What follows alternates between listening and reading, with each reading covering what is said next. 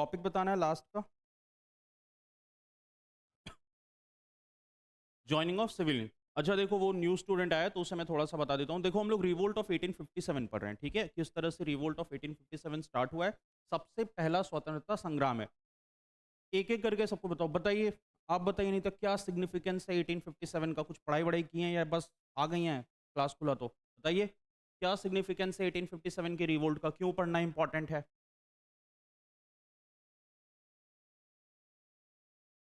क्या हुआ? आप बताइए। बताइए मुस्कान, क्या है रिवोल्ट ऑफ 1857? क्या है कॉज? बताइए, कोई दो कॉज बताइए रिवोल्ट के।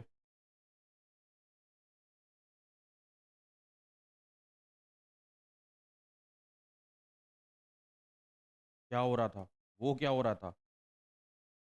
ब्रिटिश का अत्याचार। अच्छा, लेकिन एक भी कोई रीजनेबल अकाउंटेबिलिटी वाले रीजंस किसी ने दिए हैं? बताओ। कौन? बताओ तुम दोनों में से कोई रीजंस बताओ रिवोल्ट के। आपने स्पार्क पॉइंट बताया है। सबसे पहला,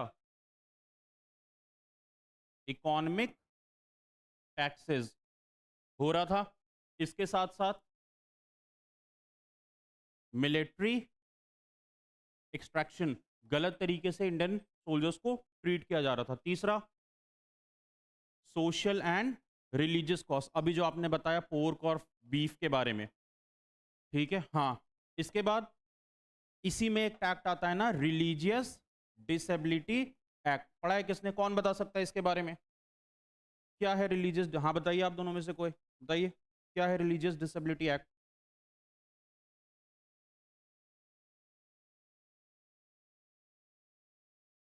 हम्म। प्रॉपर्टी है, ठीक है। आप बताइए अनीता, ये एक्ट किसने पास किया है? किसके जरिए पास किया गया ये एक्ट? वो तो मुझे भी पता है। वो पास किसने किया, आप ये बताइए। कौन था? डलहौजी, क्लाइव लॉयड, कौन था? हाँ बताइए, आप मदद कीजिए उनकी। आप ही बता दीजिए। किसने? ठीक से देखिए।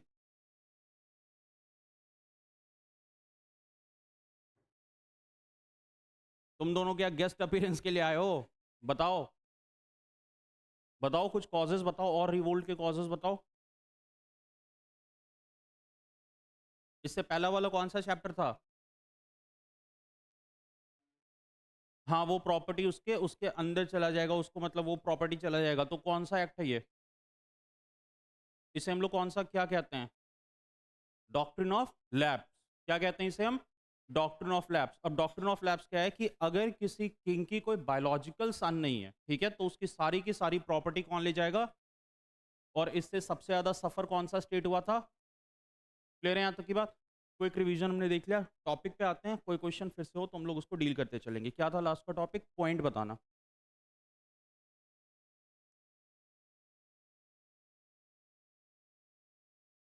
ठीक है, लिखेंगे इसमें आगे। हाँ इसी में दिख रहा है तुम्हें पीछे? लिख पा रहे हो ठीक से हर्ष? ठीक है, लिखो। As the civilians joined the revolt, as the civilians joined the revolt, the East India Company, as the civilians joined the revolt, the East India Company, EIC लिखना, ईस्ट इंडिया कंपनी बार बार लिखने की जरूरत नहीं है। द EIC were expecting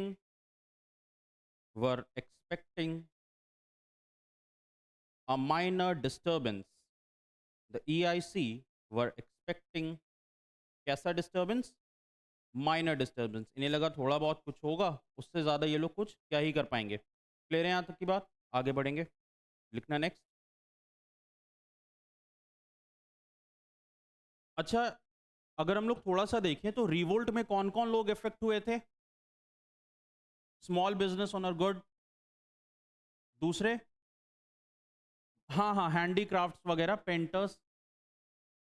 फिर farmers, जमींदार, ठीक है, जिनको बहुत जगह ताल्लुकदार भी कहा गया है। और मेजरली कौन सबसे ज्यादा सफर हुए हैं? सोल्जर्स। इतने लोग रिवोल्ट में इफेक्टेड हुए हैं। अब देखो, रिवोल्ट को फंड करने का, रिवोल्ट में पैसे देने के लिए जो स्मॉल बिजनेस ओनर हैं और जो जमींदार वगैरह हैं, इन्होंने किस तरह से मदद किया है रिवोल्ट में? फाइनेंशियली। रिवोल्ट में कैसा मदद किया? अगर आप युद्ध लड़ रहे हो तो आपको पैसे चाहिए ना यार। तो रिवोल्ट के लिए इन लोगों ने खर्च किए पैसे। सोल्जर्स ने लड़ाई किया, और जिन जो पैसे से मदद नहीं कर पा रहे थे, मैन पावर इन्वेस्ट किया कि भाई हमारे पास पैसे तो नहीं है, लेकिन हम लोग युद्ध में लड़ने को तैयार हैं। अब यहाँ एक चीज गौर थोड़ा समझना, कि बहुत सारे ऐसे लोग भी थे जिनके पास बेहिसाब पैसा दौलत था, लेकिन उन्होंने रिवोल्ट में हमारा साथ नहीं दिया। बहुत सारे ऐसे लोग थे जिनको ब्रिटिशर्स बहुत अच्छे लगते थे। उसका कारण भी है। वो लोग कहते थे कि अगर वापस से मुगल टाइम पीरियड आ गया तो कोई डिसिप्लिन नहीं होगा, किसी को भी कभी भी पकड़ के ये लोग ले जाएंगे, है ना? ऐसी चीज़ें होनी शुरू हो जाएंगी इंडिया में। तो ब्रिटिशर्स जो कर रहे हैं उन्हें वो करने दो। यहाँ पे हमें एक चीज़ ध्यान देना है कि ये सारे लोग स्मॉल बिजनेसमैन, हैंडीक्राफ्ट में पेंटर, फार्मर, जमींदार, तालुकदार, सोल्जर्स इन्वॉल्व थे, लेकिन जिनके पास बहुत ज़्यादा दौलत थी, कुछ अमीर हम लोग पढ़ेंगे आगे चल करके, जो रियासत ऐसी थी इंडिया की जिन्होंने रिवोल्ट में साथ नहीं दिया।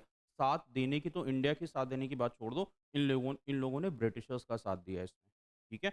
अभी हम लोग आगे उसको देखेंगे। ठीक है? लिखेंगे। क्या था पॉइंट? ठीक है? लिख लेंगे। The section of society suffered the section of society suffered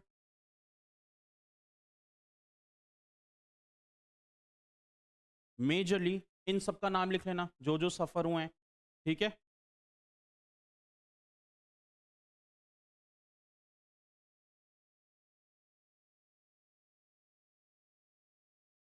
अच्छा, स्मॉल बिजनेसमैन, और इसमें मनी लेंडर्स भी लिख लेना। मनी लेंडर समझते हो क्या होता है? कौन? जो सूद पे पैसा वगैरह देता है। ठीक है?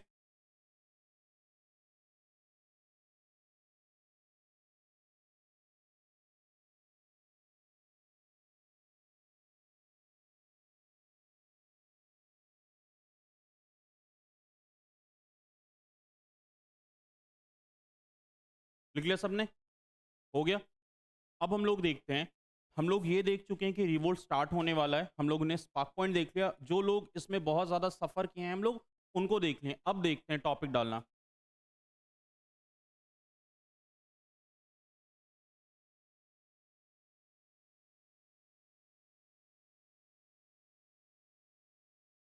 Point of revolt and leaders. Point of revolt and leaders.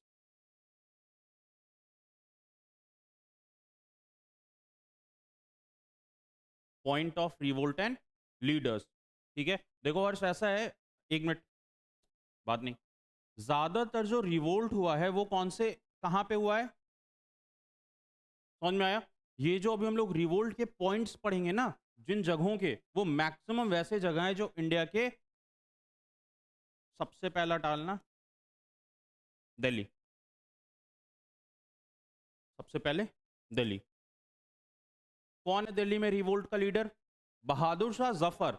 लेकिन एक बात यहां पे ध्यान देना है कि बहादुर शाह जफर बस कैसा लीडर था? On paper. कैसा लीडर था? मतलब कि वो फाइट नहीं करता, वो कुछ भी नहीं करता, लेकिन लोगों के मन में थी कि वो लीडर है हमारा। ओरिजिनली दिल्ली का लीडर कौन था यहाँ पे? जनरल बख्त खान। कौन था ये? ये एक सोल्जर था, जनरल के पोस्ट पे था, और ये उस वक्त बरेली में डिप्लॉयड था। बहादुर शाह जफर का विश्वसनीय सोल्जर था। बहादुर शाह जफर ने इसे बुलाया और इन्होंने कहा, बहादुर शाह जफर ने कहा कि तुम रिवोल्ट को लीड करोगे। कहां से? ऑन पेपर बहादुर शाह जफर थे, लेकिन युद्ध में लड़ाई करने को तैयार कौन था? जनरल बख्त खान, जो कि एक मुगल जनरल सोल्जर था। लिखेंगे। अच्छा, एक और बात, क्यों बहादुर शाह जफर को चूज किया गया था? एक्सपीरियंस थे? नहीं। हाँ, क्योंकि इंडिया में जब ब्रिटिशर्स आए थे तो इंडिया में इकलौता जो राज कर रहा था, जो घराना, वो मुगलिया सल्तनत था। ठीक है। और इस वजह से मुगल्स के जो आखिरी एम्पायर थे या उस वक्त के एम्पायर थे, सबने कहा कि देखो यार, हमें ब्रिटिशर्स को हराना है, लेकिन हम बहादुर शाह जफर को अपना लीडर चुन रहे हैं। और वो इसलिए है क्योंकि पूरे इंडिया में उस वक्त जो एक मेजर जो एक एम्पायर रूल कर रही थी, जो फैमिली रूल कर रही थी, वो मुगल फैमिली थी। लिखना समझ में आ गया सबको? समझ में आया? क्लियर है? लिखो। दिल्ली, हाँ लिखना। Bahadur Shah Zafar was Bahadur Shah Zafar Bahadur Shah Zafar was the natural choice. Bahadur Shah Zafar was the natural choice as a leader of revolt. Bahadur Shah Zafar was natural choice as the leader of revolt. ठीक है? Since he was the emperor of since he was the emperor of Mughal dynasty, since he was emperor of Mughal dynasty, ठीक है? Clear है यहाँ तक की बात? But we should also understand, but we should also understand that he was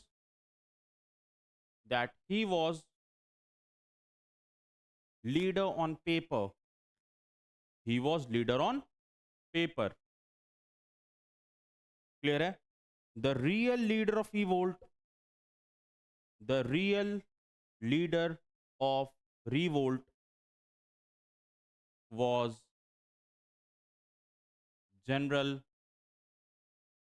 Bakht Khan. ठीक है? अभी जैसे न्यूजीलैंड खेल रही है तो टॉम लैथम आता है कैप्टनसी करने के लिए, आता है ना? लेकिन रियल कैप्टन विलियमसन है।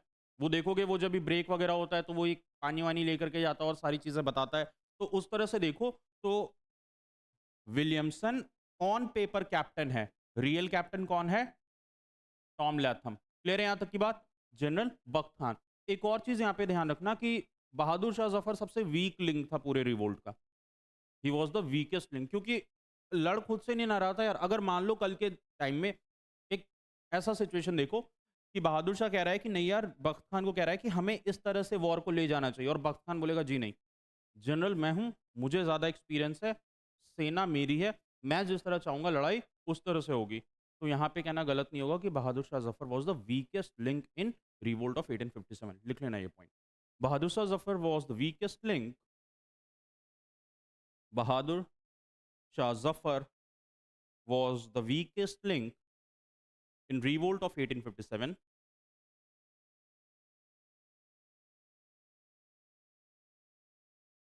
Weakest link in revolt of 1857, as he was not as he was not a skilled leader. उसके पास वो स्किल नहीं था जो किसी लीडर के पास होना चाहिए। क्लियर है यहाँ तक की बात? समझ में आ गया? अगला लिखना दिल्ली के बाद। नेक्स्ट कानपुर।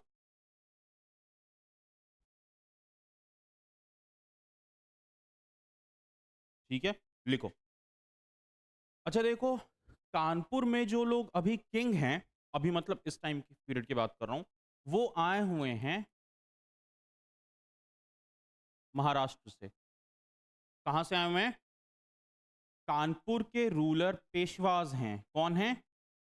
और पेशवाज कहाँ के थे? वो देखा होगा ना, वो बाजीराव मस्तानी में वो पेशवा बाजीराव बल्लाट जो है, वो लोग महाराष्ट्र के थे। लेकिन उन लोगों की कुछ फैमिली आकर के बहुत डिफरेंट डिफरेंट पार्ट में बस गई। जैसे उन्हीं में से ग्वालियर में भी कुछ लोग बसे हैं, कुछ लोग आगे चल के कानपुर में बसे, कुछ लोग कन्नौज में बसे, और कुछ लोग बरेली में बसे। लेकिन यहां हम लोग बात कर रहे हैं कानपुर की, और कानपुर में जो नेचुरल चॉइस थे वो थे नाना साहेब। लिखेंगे at Kanpur, at Kanpur the natural choice leader, at Kanpur the natural choice leader was Nana Saheb. कौन थे?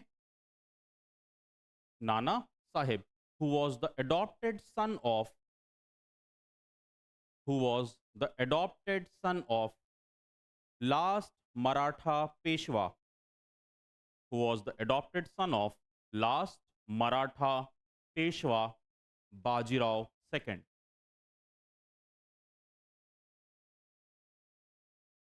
Last Maratha Peshwa Bajirao second. अच्छा देखो यहाँ पे एक वर्ड है एडॉप्टेड, उसको अंडरलाइन करना। एडॉप्टेड सन है मतलब उसका बायोलॉजिकल सन नहीं है वो, यानी अगर बायोलॉजिकल सन नहीं है तो कानपुर की सारी जो कानपुर किसके अंडर आ जाता, किसके, कौन से रूल के तहत? Doctrine of lapse. यही है ना कि आपकी बायोलॉजिकल सन नहीं है तो आपका पूरा का पूरा जो जायदाद है वो सब किसके अंडर आएगा? ईस्ट इंडिया कंपनी के अंदर आएगा। और इसलिए नाना साहेब क्यों अडॉप्टेड यहाँ पे, इसलिए अडॉप्टेड वहां पे सन थे जिस वजह से कानपुर में रिवोल्ट को उन्होंने लीड किया है। अगला लिखना। बहुत बार ऐसा पूछ दिया जाता है कि कानपुर में किस तरह से मराठा लीडर आए, तो यहाँ पे ये याद रखना पड़े, यहाँ पे ये याद रखना कि महाराष्ट्र से पेशवास बहुत जगह माइग्रेट किए हैं और ये माइग्रेशन शुरू से चलता आया है। बहुत इंडिया में बहुत पहले से माइग्रेशन होता शुरू हुआ है। आप बिहार में मैक्सिमम लोग जो जब बिहार पूरी तरह से जब बंगाल में था तो बहुत सारे लोग बंगाल से आकर के बिहार में बसे। बंगालीज की एक अच्छी खासी पॉपुलेशन है बिहार में और वो तब आए हैं जब 1905 में बंगाल का पार्टीशन हुआ। उसी तरह मैक्सिमम जो राजपूत जो कम्युनिटी के लोग हैं वो आए हैं राजस्थान से। कुछ राजस्थान से आए हैं, कुछ मध्य प्रदेश से आए हैं, ठीक है। और ये लोग जो राजस्थान से आए हैं, कुछ लोग यूपी में बसे, कुछ लोग बिहार में बसे, कुछ लोग मध्य प्रदेश में बसे, ठीक है। और ये माइग्रेशन बहुत सालों से चलता आ रहा है, ठीक है। 1900 के आसपास, 1920-25 के आसपास मेरी फैमिली भी वहाँ से आई, ठीक है। तो इस तरह से ये माइग्रेशन बहुत सालों से चलता आ रहा है और आने वाले, अब तो नहीं मुझे लगता है कि इतना माइग्रेशन होगा, अब जो जो जहाँ पे रह गया वो वहीं पे रह गया। लेकिन जब ब्रिटिशर्स थे तो ये माइग्रेशन शुरू हुआ। क्यों? क्योंकि ब्रिटिशर्स क्या कर रहे थे, जिनके कुछ पुश्तैनी ज़मीन वगैरह थी उनको हड़पना शुरू किया। अब वो लोग रहने के लिए कहाँ रहें? तो उन लोगों ने माइग्रेशन शुरू किया कि एक नई जगह पे जा कर के हम लोग बसते हैं। अब तो 100-150 साल से लोग बसे हुए हैं, तो अब ये यहीं के हो गए, ठीक है। तो ये माइग्रेशन इंडिया में चलता रहा है और यहीं से महाराष्ट्रियन पेशवास भी आकर के कानपुर, कन्नौज और बरेली जैसी जगह पे बसे हैं। क्लियर है यहाँ तक की बातें? आगे लिखेंगे।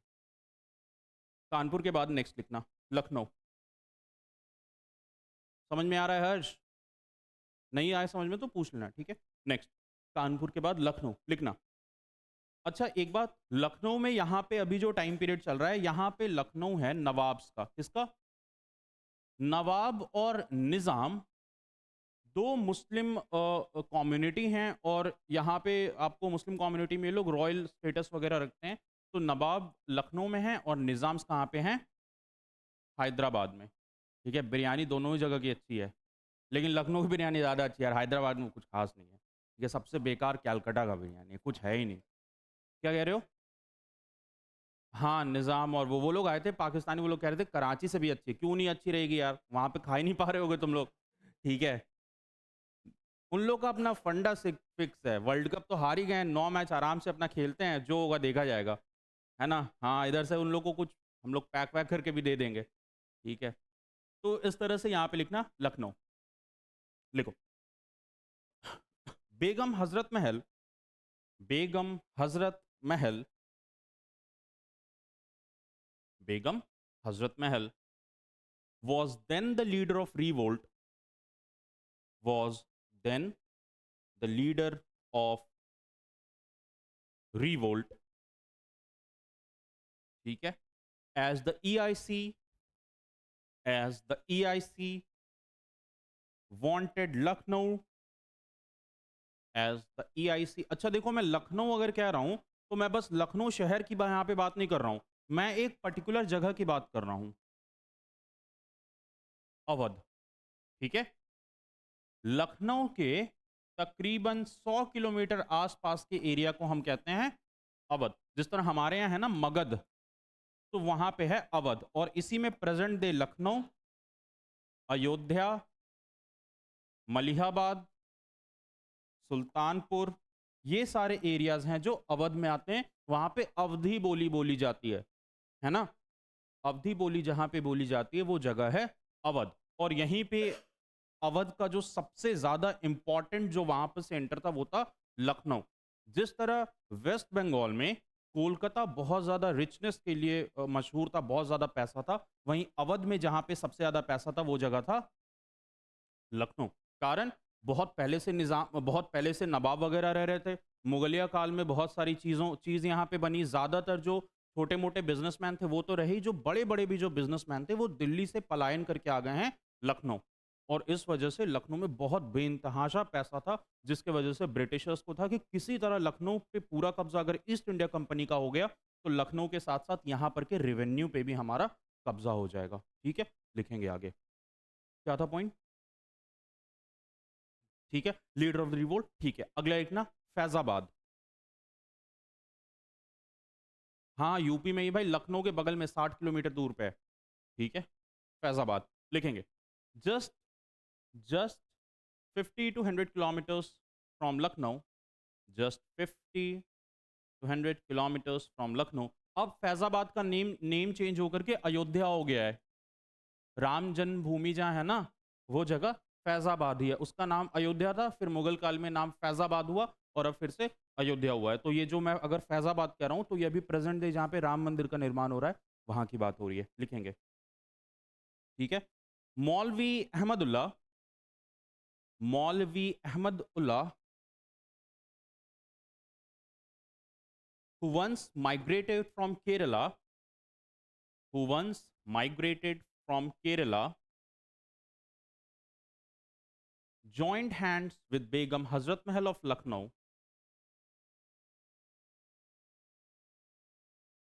joined hand with Begum Hazrat Mahal of Lucknow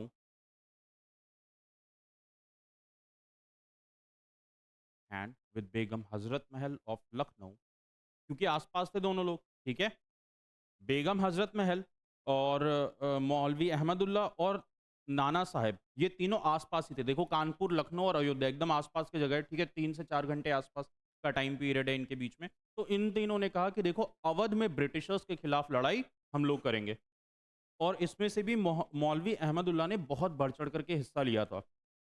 revolt में बहुत हुआ क्या कि इसके बाद किसकी मौत कहाँ हो गई? कुछ लोग कहते हैं बेगम हज़रत महल वहाँ से पलायन करके पाकिस्तान की तरफ चली गईं। पाकिस्तान उस वक़्त बना नहीं था, लेकिन वो चली गईं तुमको कराची, फैज़लाबाद।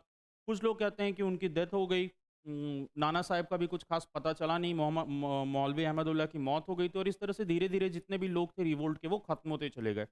और बेगम हज़रत महल का सिग्निफिकेंस ये है लखनऊ में कि इनके नाम पे बड़ी-बड़ी कॉलोनीज़ हैं। ठीक है? एक हज़रतगंज नाम का एक जगह है, वो यहाँ पे है। और बहुत ज़्यादा प्रसिद्ध, अगर आप पिछले 200 साल में देखेंगे कि एक वुमेन लीडर जो अच्छी खासी रही हैं वो लखनऊ में या अवध में, तो बेगम हज़रत महल रही हैं। इनके बाद तो नहीं, इनसे ज़्यादा हम करेजियस या अगर कुछ बात करें तो हम लोग लक्ष्मीबाई की बात करते हैं। लेकिन बेगम हज़रत महल भी एक स्ट्रॉन्ग लीडर थी, जिन्होंने अपने जहाँ तक उनसे हो सकता था उन्होंने लखनऊ को बचाया ब्रिटिशर से। लेकिन आखिर में हार गईं, वो हम लोग कारण देखेंगे किस तरह से हारी हैं। फिलहाल ये सारी बातें याद रखनी है, ठीक है? कानपुर हो गया। नेक्स्ट आ जाओ, बिहार में, ठीक है? होमवर्क लिखना है तुम लोगों को, बरेली में पता करना है रिवोल्ट का लीडर कौन था। बरेली, ये भी उत्तर प्रदेश में ही है, ठीक है? बरेली, उत्तर प्रदेश। क्लियर है? बिहार लिखे, ब्रैकेट में लिखना आरा एंड दानापुर। दानापुर मत लिखना, दीनापुर लिखना।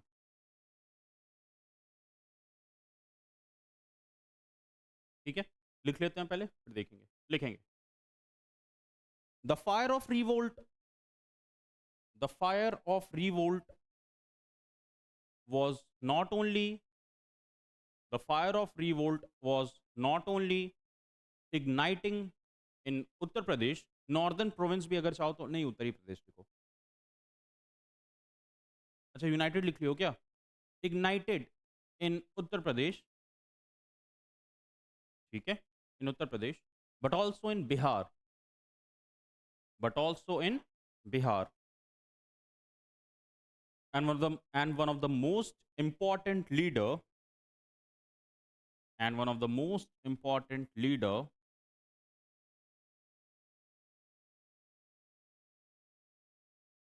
was Veer Kunwar Singh. Was Veer Kunwar Singh. ठीक है? देखो, बहुत पुराने टाइम से दानापुर में छावनी है। छावनी समझ में आता है? छावनी नहीं समझ में आता? Northern command, eastern command, army की जो कमांडेंट हम लोग कहते हैं, जहाँ पे आर्मी की पलटन रहती है। हाँ, कैंट जिसे हम कहते हैं। तो बहुत पुराने टाइम से दानापुर में छावनी बनी हुई थी और यहाँ पे ईआईसी के लीडर्स रहते थे, ईआईसी के soldiers.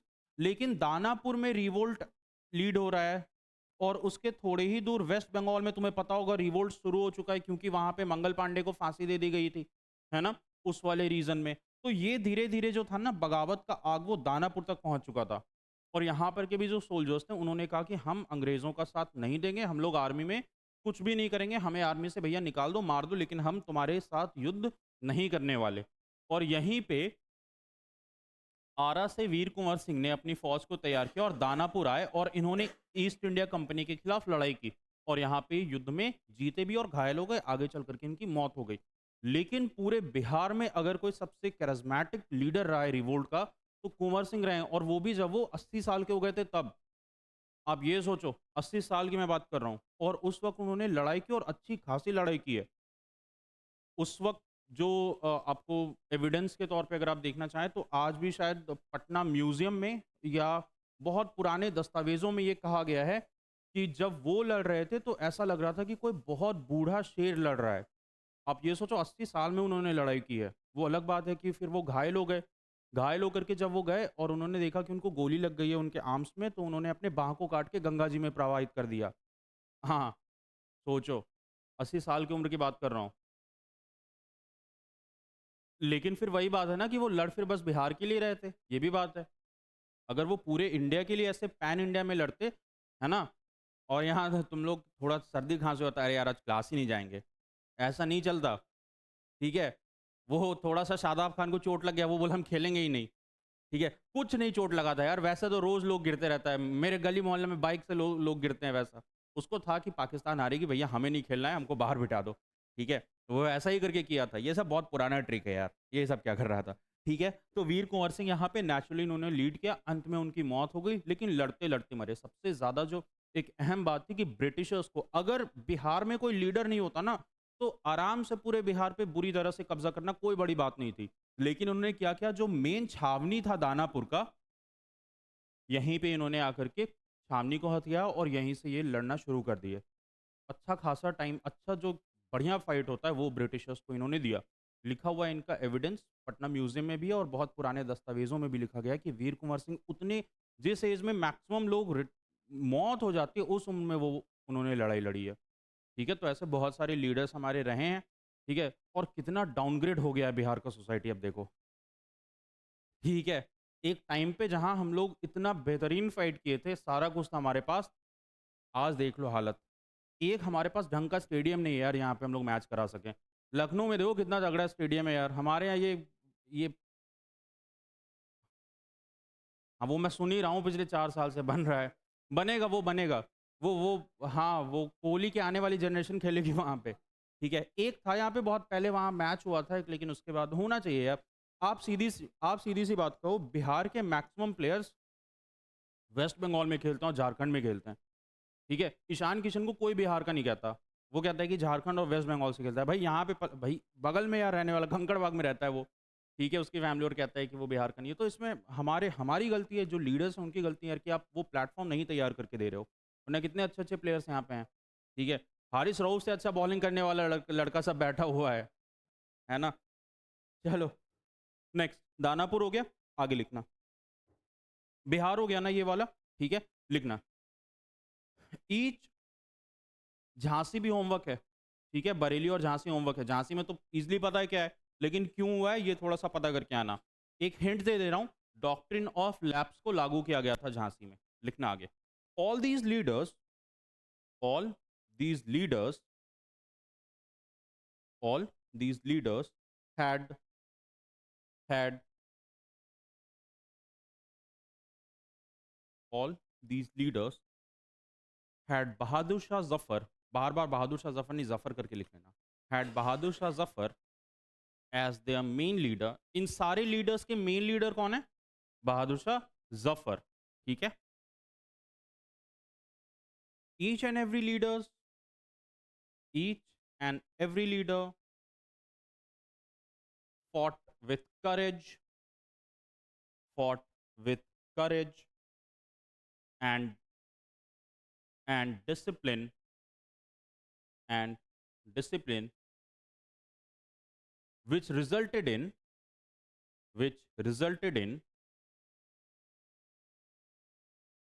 that for almost 1 year that for almost 1 year the EIC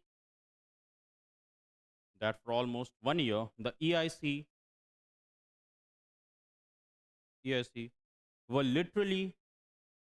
were literally asking for answers asking for answers of tough questions. Asking for answer of tough question का ये एक metaphor है जिसका मतलब होता है कि उन्हें कोई जवाब नहीं मिल रहा था। ठीक है, यानी कम से कम 1 साल के लिए तो जितने भी लीडर्स और जितने भी रिवोल्ट के मेंबर्स थे उन्होंने बहुत अच्छी लड़ाई लड़ी है। अब देखते हैं कि रिवोल्ट किस तरह से खत्म हुआ और क्या क्या कॉजेस था खत्म होने का। टॉपिक डालना, ठीक है, ये शेयर भी करोगे तो कुछ खास नहीं होगा। ऐसे टॉपिक डालना, suppression of revolt, suppression of revolt। ठीक है, suppression of revolt। 20 सितंबर के आसपास 1857 को जॉन निकलसन नाम का एक जनरल रहता है ब्रिटिश आर्मी का, जिसने दिल्ली को कैप्चर कर लिया। और बहादुर शाह जफर के दोनों बेटों को पॉइंट ब्लैंक पे गोली मारी। पॉइंट ब्लैंक का कहने का मतलब है बिल्कुल सर में सटा करके जो गोली मारने जिसे कहते हैं, है ना, उस तरह से उनको गोली मार दी गई। कुछ लोग कहते हैं कि उनका सर कलम कर दिया गया। हाँ, लेकिन यहाँ पे हमें ये बात पता है कि दोनों को मार दिया गया। दोनों को मार देने के बाद बहादुर शाह जफर के सामान वामान पैक किया और बोला अब आप रंगून जा करके रहिए। 1857 का रिवोल्ट खत्म होना बिगनिंग था मुगल पीरियड का भी खत्म होना। समझ आया? जैसे ही रिवोल्ट ऑफ 1857 खत्म हो गया वैसे ही भारत में मुगलिया सल्तनत भी खत्म हो गई। वो अलग से बात है, कुछ लोग कहते हैं नहीं 1900 में भी देखा गया है मुगल के राजाओं को, लेकिन आखिरी जो हमारे मुगल जो कहते हैं ना एम्परर थे वो बहादुर शाह जफर ही थे। दोनों बेटों को मार दिया गया। दिल्ली को जॉन निकलसन ने कैप्चर कर लिया। जितने भी बागी सोल्जर्स वगैरह थे, देखते होगे ना मूवी में, जो भी बागी सोल्जर्स वगैरह रहते हैं सबको पकड़ा गया, सबको मार दिया गया, फांसी लगा दी गई। किन्हीं किन्हीं को झुंड में बांध करके उन पे मिट्टी का तेल दे करके उन्हें जला दिया गया। मतलब ब्रिटिशर्स अब थे ना कि बिल्कुल हमें जो भी रिवोल्ट लीड कर रहे हैं सबका हमें सफाया करना है।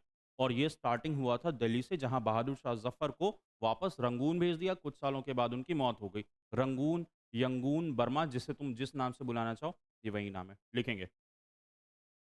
आफ्टर फाइटिंग ऑलमोस्ट, अच्छा मैंने 1 साल लिखवाया है कि 1 साल तक लड़ाई लड़ी गई है, लेकिन मैं यहाँ पे लिखवा रहा हूँ कि सितंबर 1857 में ही कर दिया गया।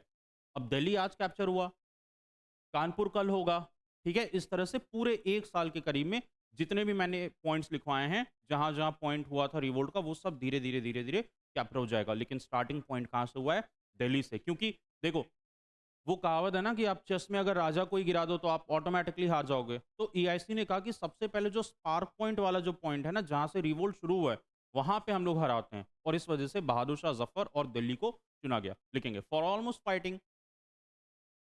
for 1 year, for almost fighting for 1 year, slowly the revolt faded away। Faded away मतलब होता है कि धीरे धीरे खत्म हो जाना। Slowly the revolt faded away। Slowly the revolt faded away।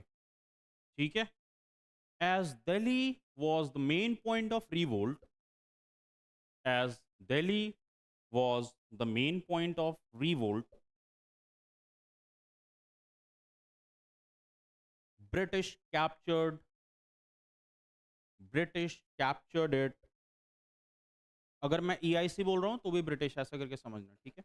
British captured it, ठीक है, on September 20, 1857। On September 20, 1857। Clear है यहां तक की बात? ठीक है। अच्छा देखो, ये जो सप्रेशन ऑफ रिवोल्ट मैं बता रहा हूं, अभी तक तो हम लोग लीडर देखें कि लीडर कौन कौन है रिवोल्ट के। सप्रेशन में एक चीज ध्यान देना कि कौन सा ईस्ट इंडिया कंपनी का ऑफिसर है जिसने सीज किया है, ठीक है। दिल्ली को किसने सीज किया? जॉन निकलसन ने। लिखेंगे John Nicholson, colonel John Nicholson, COL करके लिख लेना। Colonel John Nicholson raided Delhi, raided Delhi, ठीक है, by the help of lieutenant Hudson. इसके साथ और कौन था? Lieutenant Hudson, by lieutenant Hudson, हाँ HUDSON, ठीक है। Bahadur Shah Zafar was captured, Bahadur Shah Zafar was captured, his sons were murdered, his sons were murdered, ठीक है। Zafar was sent to Rangoon, Zafar was sent to Rangoon, where he died in 1862, where he died in 1862, ठीक है। Clear है यहाँ तक की बात? और मतलब रंगून में ऐसा भी नहीं था कि उनको बहुत फैसिलिटी के साथ भेजा गया था, एकदम जो कहते हैं ना काला पानी का सजा वगैरह टाइप का, उस टाइप का इनको भेजा गया था। बीमारी से मौत हो गई। अपने लाइफ के लेटर पीरियड में बहादुर शाह जफर ने बहुत सारी शायरीज वगैरह लिखी, शॉर्ट स्टोरीज, पोयम वगैरह लिखा। उन्होंने उन्होंने कहा कि एक एक कविता है उन्होंने जो लिखी है उसका एक जो समरी है वो ये कहते हैं कि किसी ज़माने में जो एक सोने की चिड़िया बहुत खूबसूरत लगती थी, आज उसके सारे पंख नोच दिए गए हैं। और वो इंडिया के बारे में ऐसा बता रहे थे। लिटरली उन्होंने लिखा है कि लालच के कारण आप बहुत कुछ गवा देते हो। लालच ही था मुगल्स में, लालच ही था लोकल किंग्स में कि यार हमें ज़्यादा पैसा कमा के दो, हमारे यहाँ फैक्ट्री लगाओ, फ्रीबीज़ हमें चीज़ें दो। और इस वजह से स्लोली एंड स्टेडली 1857 की रिवोल्ट के खत्म होने के साथ 5 साल के बाद ही मुगल टाइम पीरियड भी इंडिया में खत्म हो गया। लिखेंगे by the end of 18 by the end of revolt, by the end of revolt the mighty Mughal kingdom, the mighty, mighty मतलब होता है महान, the mighty Mughal kingdom also collapsed, the mighty Mughal kingdom also collapsed, ठीक है। यानी रिवोल्ट के खत्म होने के साथ ही मुगल शासक और मुगल जो टाइम पीरियड था वो भी इंडिया में खत्म हो गया। यानी कि अगर आपसे कोई पूछता है कि आप रिवोल्ट का एक ये बताइए कंक्लूजन बताइए कि क्या निकला है कंक्लूजन, तो आप पहला कंक्लूजन बोलोगे कि एक बहुत बड़ी जो साम्राज्य था, एक बहुत बड़ा जो फैमिली थी जो इंडिया को रूल कर रही थी, मुगल्स, वो 1857 के रिवोल्ट के खत्म होने के साथ ही इंडिया से खत्म हो गया।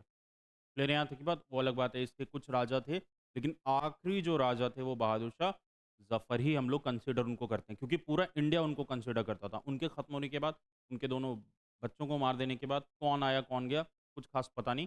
1857 का रिवोल्ट खत्म और उसी के साथ मुगल का भी टाइम पीरियड इंडिया में खत्म। क्लियर है यहाँ तक की बात? दिल्ली को हमने देख लिया, आगे चलते हैं। लिखेंगे एट कानपुर, एट कानपुर, ठीक है। सर कॉलिन कैंपबेल,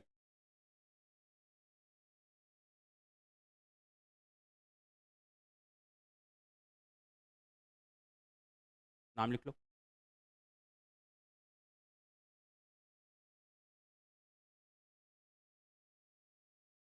ठीक है। Sir Colin Campbell and sir huge wheeler, wheeler. अच्छा एक चीज ध्यान देना, ये जो कॉलिन कैंपबेल है इसका नाम बहुत बार यूज होगा लखनऊ के लिए, कानपुर के लिए और फैजाबाद के लिए, क्योंकि आसपास का जगह है, ठीक है। तो ये दोनों ने मिलकर के सारी जगहों पे रेड किया है, ठीक है। Huge wheeler was responsible for capturing, was responsible for capturing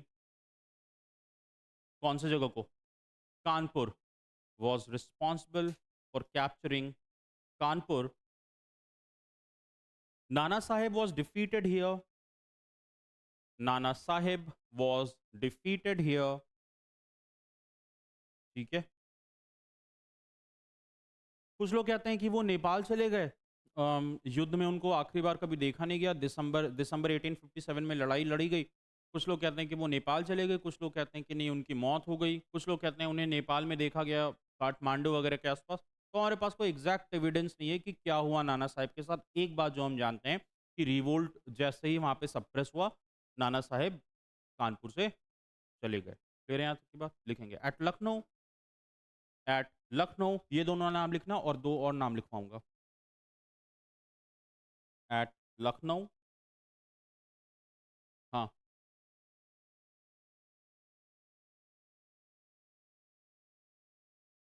ठीक है। एक और नाम लिखो, हेनरी लॉरेंस।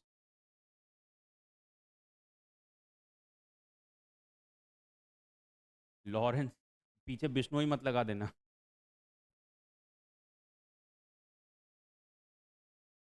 वो होता तो शायद वो भी कर देता, है ना।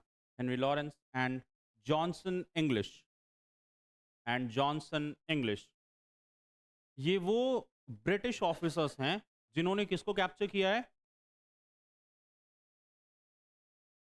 लखनऊ को। बहुत बार क्वेश्चन ऐसा आ जाता है कि इन सारों का सबका नाम सबका आ जाता है नाम और कह दिया जाता है अवध। तो ये भी थोड़ा सा ध्यान रखना, ठीक है। इन लोगों ने अवध के पूरे रीजन को कैप्चर किया है। बेगम हजरत महल, बेगम हजरत महल,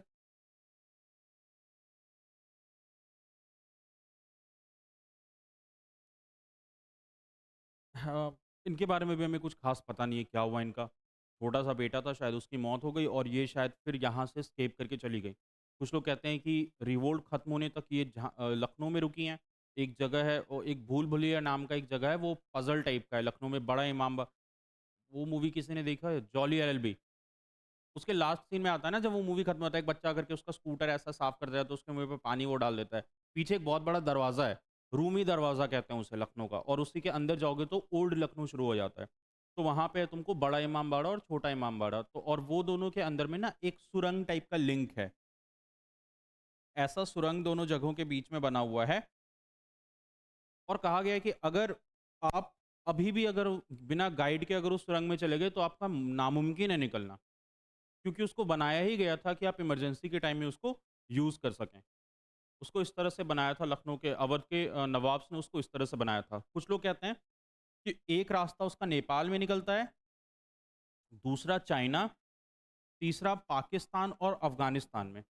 अब आप सोचो कि आपको लगा कि यार जाते हैं लखनऊ घूमते हैं, आप ब्लॉग बना रहे हो, ठीक है? आप अंदर चले गए, हेलो फ्रेंड्स आज हम लोग आए हैं आज हम लोग आए हैं भूल भुलैया में घूमने के लिए। धीरे-धीरे आप भूल भुलैया में अंदर जाते हो, थोड़ी देर जाने के बाद अब आपको लगता है अब यार अब लाइव बंद करना पड़ेगा। लेकिन आप सोचते हो नहीं, नहीं अभी हो सकता है और ज़्यादा फॉलोअर बढ़ जाएँ ऐसा मौत का खेल देख कर के। आप थोड़ा और अंदर चले आते हो। धीरे-धीरे आपके फ़ोन की बैटरी खत्म होती है। पहले तो इंटरनेट जाएगा, फिर धीरे-धीरे जाएगी बैटरी, और फिर बस आप वो खुफिया जगह और डेंगू का मच्छर, है ना? बस, और धीरे-धीरे आप 2-3 दिन के बाद जब लोगों को पता चलेगा कि आप नहीं रहे, तो आप लोग मतलब मैं छपरी कम्युनिटी की बात कर रहा हूँ, आप लोग की बात नहीं कर रहा हूँ।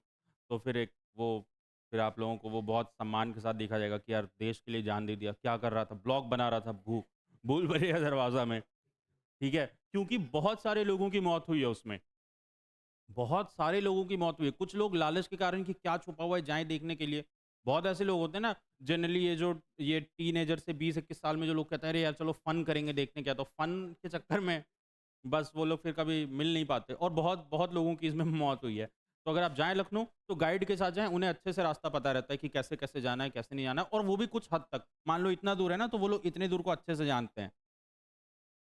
हाँ, वो कैसे कोई जान पाएगा यार, ठीक है? अब मुझे ये लग रहा है कि अगर पाकिस्तान तक रास्ता निकल रहा है, तो पाकिस्तान से यहाँ पे कोई क्यों नहीं आ रहा है भूल-भुलैया से आकर के, ठीक है? हो सकता है वहाँ से भी निकला होगा, कराची तक पहुँचा होगा, उसकी मौत हो गई होगी, इससे आगे नहीं बढ़ पाया होगा।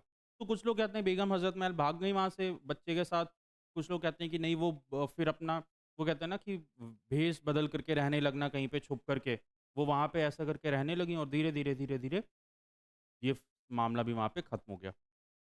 2-3 लीडर हम लोग जिसको बस जानते हैं जिन्होंने लड़ते-लड़ते जिनकी जान गई है इसमें, वीर कुँवर सिंह और आपको झांसी की रानी लक्ष्मीबाई, हम लोग 2 प्रोमिनेंट इनको जानते हैं कि इन्होंने बैटल फील्ड में लोगों ने इनको देखा है। जनरल बख्त खान की भी लड़ाई में ही मौत हो गई थी, उनकी भी मौत हो गई, और बहादुर शाह ज़फ़र को तो हॉलिडे पैक के साथ उनको भेज दिया गया कि आप 5 नाइट 5 डेज़ के लिए आपको रंगून भेजा जा रहा है।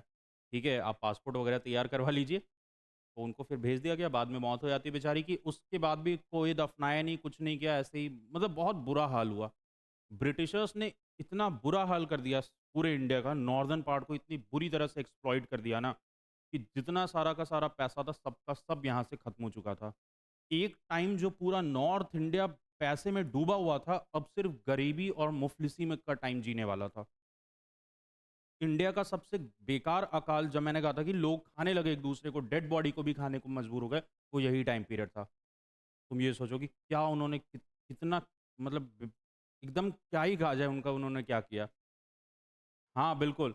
और फिर और सबसे बड़ी बात है ना कि इनकी अगर अपनी हिस्ट्री इनकी बुक पढ़ोगे, ब्रिटिश हिस्ट्री अगर पढ़ोगे, तो ये लोग एकदम प्रॉपर लिखा हुआ है ब्रिटिश हिस्ट्री की। अगर आप कोई भी बुक उठा के पढ़ लें, चार्ल्सन मैग्नम की बुक पढ़ लें, किसी की भी आप बुक पढ़ें, उसमें लिखा हुआ है कि हम इंडिया इसलिए गए थे क्योंकि हमें इंडिया को लिटरेट बनाना था। यहाँ के लोग अनपढ़ थे, बेवकूफ़ जाहिल इंसान। तुम्हारा जब कंट्री नहीं आया था ना, मतलब वजूद में, तो हमारे यहाँ अर्थशास्त्र लिखा गया था। ब्रिटिश एक बहुत बड़ा, अगर आप तुम देखोगे कि कोई अजूबा देखोगे ना दुनिया का, तो एक अजूबा है स्टोनहेंज। ब्रिटिश इसको अजूबा मानते हैं। कुछ नहीं है भाई, 4 ऐसा करके बना हुआ है, और ऊपर से एक बड़ा सा पत्थर का देखे होगे, एक अजीब सा दिखने वाला जो स्टोनहेंज। ब्रिटिश इसको अजूबा कहते हैं। अरे अजूबा, मेरे गांव में ऐसा टूटा फूटा मकान है, और ब्रिटिश इसको कहते हैं भाई अजूबा है। क्या अजूबा है भाई तुम्हारे देश में? इन्होंने हमें, ब्रिटिशर्स ने हमें बेवकूफ़ बस इसलिए समझा क्योंकि हम लोग इनकी तरह इंग्लिश नहीं बोल पाते थे, और हम लोग व्हाइट स्किन नहीं थे। आज देखो, एक नॉन व्हाइट स्किन बंदा तुम्हारा प्राइम मिनिस्टर बना हुआ है ना? हाँ, हाँ, वो डॉगी भी अपना एकदम बढ़िया वो लेकर के आ गया। कुछ नहीं कर पाए तुम लोग, है ना? और कल वो जब भी कोहली आउट हुआ था, तो उसने एक ऐसा करके डक बना दिया और कोहली का उसपे चेहरा बना दिया। बाद में रूट भी आउट हुआ, स्टोक्स भी 0 पे आउट हुआ। ठीक है? लेकिन हाँ, हाँ, 100 रन से आ रहा भाई, इतना बुरा डिफीट। अच्छा, जितन अगर कोई भी टीम अगर खेलेगी ना इंग्लैंड की, मैं कभी सपोर्ट ना करूँ। इसलिए हमेशा ऑस्ट्रेलिया को सपोर्ट करता हूँ। अभी ऑस्ट्रेलिया इंग्लैंड है, भगवान करे और ढाई 3 हज़ार रन से ये लोग हारे। हाँ, हाँ, ऑस्ट्रेलिया जीतेगा। कुछ है नहीं यार इन लोगों के पास, पता नहीं किस, एक तो उनका खाना एकदम सा बेकार, ब्रेड पे वो लोग सोयाबीन डाल करके खाते हैं यार, कोई कुछ खाना नहीं है भाई तुम्हारे यहाँ, कुछ नहीं, फालतू में एकदम। हाँ, और रहेंगे हमेशा अकड़ में। ब्रिटिशर्स, विंस्टन चर्चिल हमेशा अकड़ में। विंस्टन चर्चिल ने कहा कि इंडिया वो बदनुमा गटर है जिससे हम लोग गुजरते वक्त अपने आंखों पे और नाक पे रुमाल ढक लेते हैं। जाहिल इंसान, 250 साल बैठ करके यहाँ पे रोटी खाए हो। तुम्हारा पूरा देश का इकॉनमी हमारे वजह से चला है। तुम्हारे युद्ध सारे हमने लड़े हैं, सब सब कुछ हमने किया। ठीक है। हाँ, और क्या। ठीक है, सारा कुछ हमने किया, फिर भी यार ऐसा कर रहे हो। तो अब ऐसा है, तो अब कुछ इंग्लैंड, अब इंग्लैंड के पास कुछ खास बचा नहीं है, सिवाय उनका बकिंगम पैलेस के। एक बहुत बड़ा पैलेस है ना? वहाँ पे वो क्वीन रहती थी, वो भी निपट गई। ये अभी 90 साल में बना है, अब देखते हैं इसका कब तक चलेगा। ठीक है।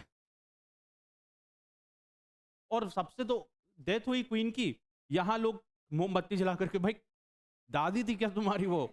फालतू में बताओ यार, यहाँ पे लोग रेस्ट इन पीस क्वीन, काहे की क्वीन भाई, क्या रिश्ता नाता तुम्हारा उससे? कोई लेना देना नहीं है, फालतू में ऐसे ही वोक बनने के चक्कर में एकदम ब्लैक कलर का लगा दिए हैं।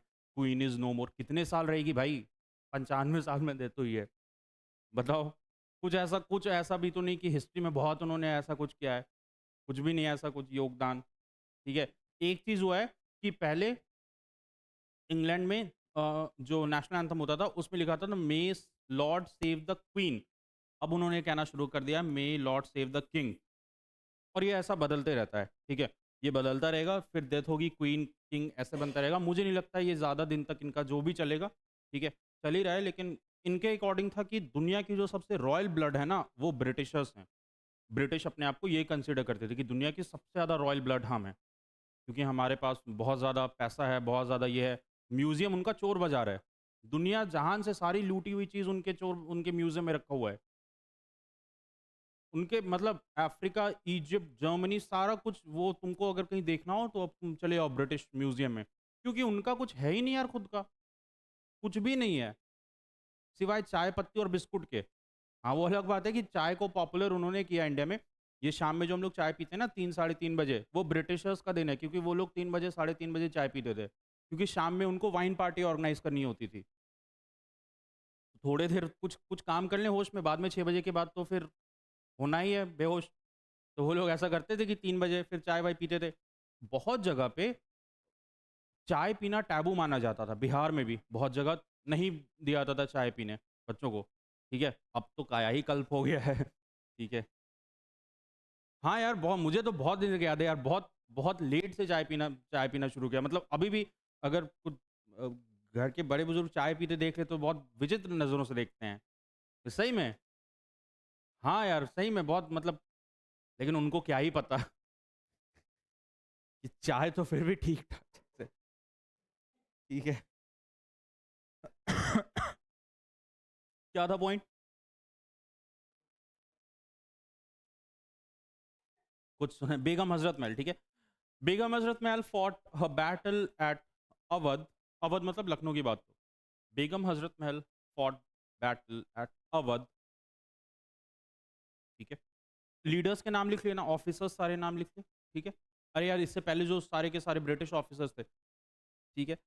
Letter we don't have any conclusive evidence, later we don't have any conclusive evidence, हमारे पास कोई एविडेंस नहीं है उनका क्या हुआ। Later we don't have any conclusive evidence of her, ठीक है।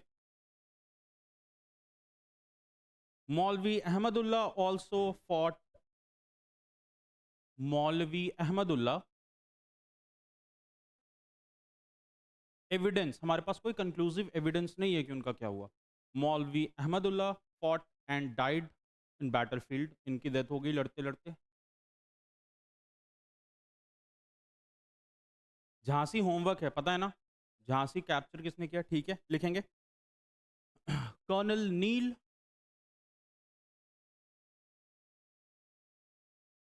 Captured the part of Faizabad and Banaras, Colonel Neill captured the part of Faizabad and Banaras, Faizabad and Banaras, ठीक है। क्लियर है यहाँ तक की बात। अब बिहार को कैप्चर किसने किया ऐसा हमारे पास कुछ नहीं है क्योंकि सब लोगों ने मिलकर के कैप्चर किया, ठीक है। ये सब लोग आए और धीरे धीरे करके इन्होंने कैप्चर कर लिया। लिखेंगे Veer Kunwar Singh, Veer Kunwar Singh died while fighting in battlefield, Veer Kunwar Singh died while fighting in battlefield, and with that and with that the revolt which started, and with that the revolt which started uniting India, which started uniting India, slowly faded away, slowly faded away, ठीक है। By the end of 1859, by the end of 1859, 1859, EIC almost captured the EIC, EIC मत लिखना, cut कर देना, British लिखना क्योंकि EIC खत्म हो चुकी थी 1857 में। Britishers captured, Britishers captured almost all the India, सारे के सारे इंडिया पे 1859 में ब्रिटिशर्स कब्जा कर चुके थे। हो गया, हम लोगों ने देखा रिवोल्ट कैसे स्टार्ट हुआ, कॉजेस क्या था रिवोल्ट का, सफर कौन हुए, spark point, leaders of the revolt, spark point of revolt, किन्होंने सप्रेस किया रिवोल्ट। अब देखते हैं ये रीजन कि क्यों रिवोल्ट हमारा फेल हो गया। टॉपिक डालना, failure of revolt, failure of revolt, failure of revolt. पहले एक्सप्लेन कर देता हूँ फिर लिखेंगे। देखो सबसे मेजर रीजन मुझे ये लगता है ना रिवोल्ट क्यों फेल हुआ, क्योंकि इसमें ऑल इंडिया पार्टिसिपेशन नहीं था। पूरा का पूरा रिवोल्ट कहाँ हो रहा था? नॉर्थ इंडिया में। आप ये देखो इस वाले रीजन में पूरा लड़ाई हो रहा था। दिल्ली हो गया, उत्तर प्रदेश हो गया, बिहार हो गया, बंगाल हो गया, राजस्थान के कुछ एरिया को तुम ले लो, गुजरात में कुछ नहीं, महाराष्ट्र में कुछ नहीं, साउथ तो पूरा ही नज़ारा, नॉर्थ ईस्ट कुछ नहीं, कुछ भी नहीं। मतलब क्या हो रहा था किसी को कुछ खबर ही नहीं है। यानी कि रिवोल्ट में अगर कोई बस एक तरफ इंडिया में अगर हुई है बात तो बस हुई है नॉर्दर्न इंडिया में, बाद बाकी लोग एब्सेंट है रिवोल्ट से। ऑल इंडिया पार्टिसिपेशन नहीं था रिवोल्ट में। हाइपोथेटिकल सिचुएशन एक देखते हैं। मान लो नॉर्थ इंडिया में रिवोल्ट हो रहा है, उसी वक्त सदर्न इंडिया में भी रिवोल्ट शुरू हो जाए, नॉर्थ ईस्ट में भी शुरू हो जाए और वेस्टर्न इंडिया में भी रिवोल्ट शुरू हो जाए। जब इतने जगह तुम्हारा बहुत सारा पॉइंट बन जाएगा रिवोल्ट का, तो ब्रिटिशर्स कभी कैप्चर कर पाएंगे? कितनी सेना है यार उनके पास, उस वक्त तो इतना सेना भी नहीं था उनके पास। यानी अगर टोटल इंडिया का पार्टिसिपेशन होता 1857 में, 110% चांसेस थे कि ब्रिटिशर्स उसी वक्त भाग जाते। लेकिन पार्टिसिपेशन 100% नहीं था। नॉर्थ इंडिया बस वॉर में पार्टिसिपेट की, बाद बाकी सारे के सारे पार्टिसिपेशन एब्सेंट थे, जिसकी वजह से सब लोग एकजुट नहीं हो पाए। दूसरा रीजन, ऑल क्लासेस वर एब्सेंट। रिवोल्ट में लड़ाई उन्होंने ही लड़ी है जिनको परेशानी थी, जिनके पास पैसा है उन्होंने लड़ाई नहीं लड़ी। भाई मुझे क्या लेने देना। बहुत इंडियंस जो लड़ाई लड़ रहे थे ना, उन्हें समझते थे इलिटरेट, कि बेवकूफ लोग हैं, जाहिल लोग, फालतू में लड़ रहे हैं यार। एक ऐसा भी कम्युनिटी था, एक ऐसे भी सेक्शन था सोसाइटी का जो ईआईसी को अच्छा मानता था और मुगल टाइम पीरियड को खराब। इनका अपना भी रीज़न होगा। मुझे लगता है कि मॉडर्नाइजेशन उस वक्त इंडिया में शुरू हो गया था, लोग पढ़ना लिखना चाह रहे होंगे, है ना? क्योंकि इसी के तुरंत बाद तुम देखोगे तो इंडिया में रिनासा शुरू होता है, हम लोग जो नेक्स्ट चैप्टर पढ़ने वाले हैं। कम्युनिटी और यूथ में लोगों ने पढ़ाई करनी शुरू कर दी। जो अमीर लोग थे उन्होंने अपने बच्चे को इंग्लैंड भेजना शुरू कर दिया, क्योंकि उन्हें लगता था कि जैसे आज के टाइम में ना, अभी भी तुम जाओगे तो अभी एक जो किसी को अगर नहीं पता होगा, कोई एक यूनिवर्सिटी बोलोगे, कोई बड़ा यूनिवर्सिटी, तो बोलेगा ऑक्सफोर्ड, ठीक है, कैम्ब्रिज, ऑक्सफोर्ड, ये सब नाम लेगा। तो उस वक्त भी शायद यही होता होगा यार। उन्हें लगा कि इंडिया में, और वाकई में उस वक्त इंडिया में ऐसा कुछ था नहीं कि लोग पढ़ सकें, तो अपने बच्चों को लोग बाहर भेजने लगे। अब तुम मुझे वो एक बात बताओ, जो अपने बच्चों को बाहर भेजा है पढ़ने के लिए, वो कभी चाहेगा कि ब्रिटिशर्स यहाँ से जाएं? वो तो लगेगा कि नहीं यार, मेरा बच्चा पढ़ करके वापस आ जाए, इंग्लिश बोलने लगेगा, बैरिस्ट्री करने लगेगा, इंडिया छोड़ करके वहाँ बस बसा देंगे। क्योंकि उस वक्त इंडियंस की हालत तो इंडिया में खराब थी। उन लोगों को ये नहीं पता था कि उन्हें वहाँ पे कितने बुरी तरीके से ट्रीट किया जा रहा है। जो इंडियंस कैम्ब्रिज, ऑक्सफोर्ड वगैरह पढ़ने जाते थे, लैंकशायर पढ़ने जाते थे, उनकी बड़ी-बड़ी यूनिवर्सिटीज़ इंडियंस को नीचे बिठाया जाता था। नीचे बिठा के उन्हें पढ़ाया जाता था। जब सब लोग क्लास से चले जाते थे, फिर उन लोगों को खाने के लिए दिया जाता था। वो भी उन्हें, जैसे लंच हुआ और सब कोई रेसेस में एक साथ बैठ के खाते थे, इंडियंस को बैठने नहीं दिया जाता था वहाँ पे। उन्हें कहा था तुम दूर जा कर के खाओ। किसी से उनको टच नहीं, मतलब जैसा छुआ-छूत वाला बात होता है ना, क्या ही ज़रूरत है यार, अपने घर में बैठ कर के पढ़ो। अपने घर में तुम राजा हो, वहाँ पे उन्हें कंसिडर ही नहीं किया जाता था। इस तरह से इंडियंस को ट्रीट किया जा रहा था ब्रिटेन में। और वो जो कॉलेज और स्कूल चल रहा था ना, वो चल रहा था उन लूटे हुए पैसे से जो उनके बाप-दादा इंडिया से लूट के ले गए थे। रामानुज जब पढ़ने गए हैं, तो उनको बहुत बुरी तरह से ट्रीट किया गया है। रामानुज का नाम सुना होगा, बहुत बड़े मैथमेटिशियन थे, बहुत यंग एज में उनकी डेथ हो गई। एक मूवी भी आई थी the man who new infinity करके, बहुत अच्छी मूवी है वो। उसमें स्लमडॉग मिलियनेयर में जो हीरो है ना, उसने एक्टिंग किया, बहुत अच्छी मूवी है। उसमें दिखाया गया है, उसको सारा थ्योरी पढ़ा हुआ, मतलब इन्फिनिटी तक जाने का कैलकुलेटिव किस तरह से कैलकुलेट, कैलकुलस के सारे थ्योरीज उसको रटे हुए, फिर भी उसे एग्जाम में बैठ नहीं दिया गया, सिर्फ इसलिए क्योंकि तुम वाइट स्किन नहीं हो। वो बोला कि यार हमको लिखना है, मैं और पेपर दे दूं, बोला नहीं, उतने ही पेपर में लिखो तुम। तो इस तरह से इंडियंस को ट्रीट किया जाता था बाहर। तो कुछ लोग जो चाह रहे थे कि भाई हमारे बच्चे जाए जाए बाहर पढ़ने के लिए, उन्हें लगा कि नहीं, ब्रिटिश टाइम पीरियड ही सही है। और वो गलत भी नहीं थे, क्योंकि मुगल्स टाइम पीरियड में ऐसा होता कुछ था नहीं, फालतू में दिन भर उनका वो बस धमा चौकड़ी मचाते रहते थे, जाओ सलाम उनके सामने ऐसे-ऐसे करो, बस निकलते जाओ।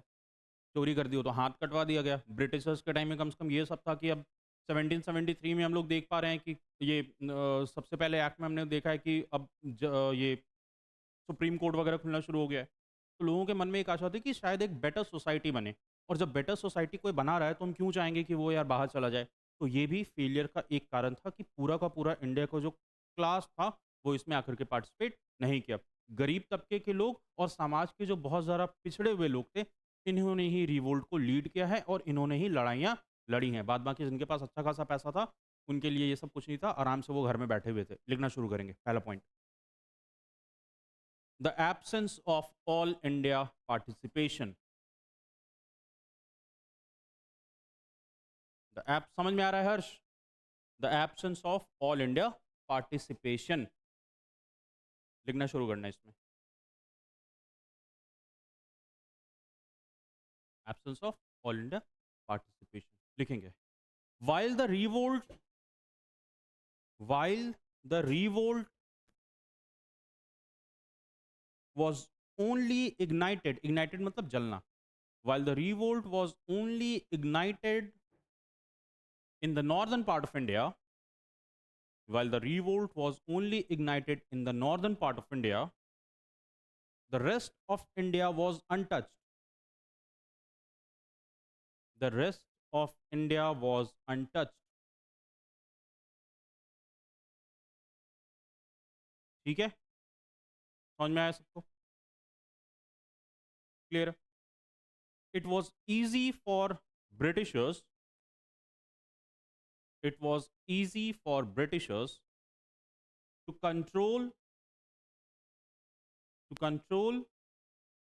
the limited to control the limited province of India. To control the limited province of India. ठीक है, क्लियर है? यहां तक की बात समझ में आ गया सबको? अगला लिखना, absence of all classes. Society भी लिख सकते हो, पार्ट ऑफ सोसाइटी भी लिख सकते हो।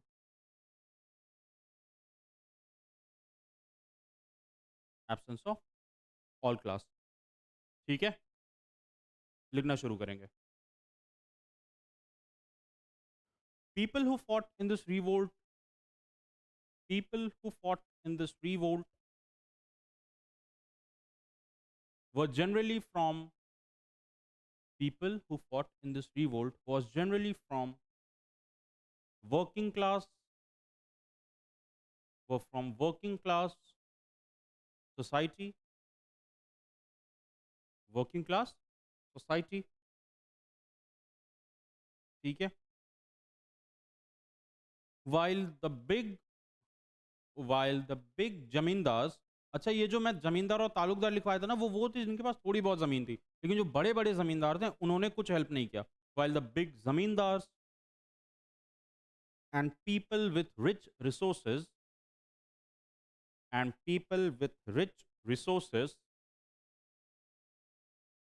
kept themselves away from kept themselves away from the revolt।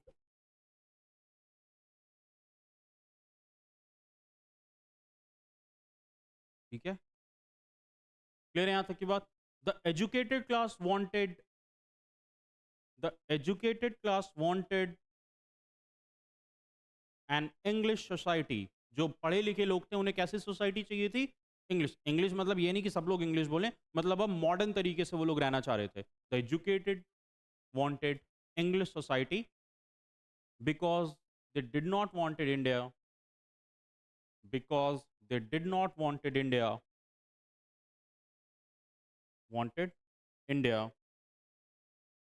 to go again in the Mughal period and backwardness, again Mughal period and backwardness।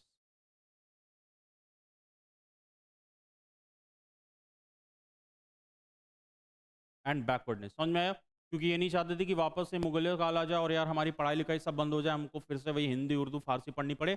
हमें English तरीके से जीना है, हमें नए सोसाइटी में रहना है।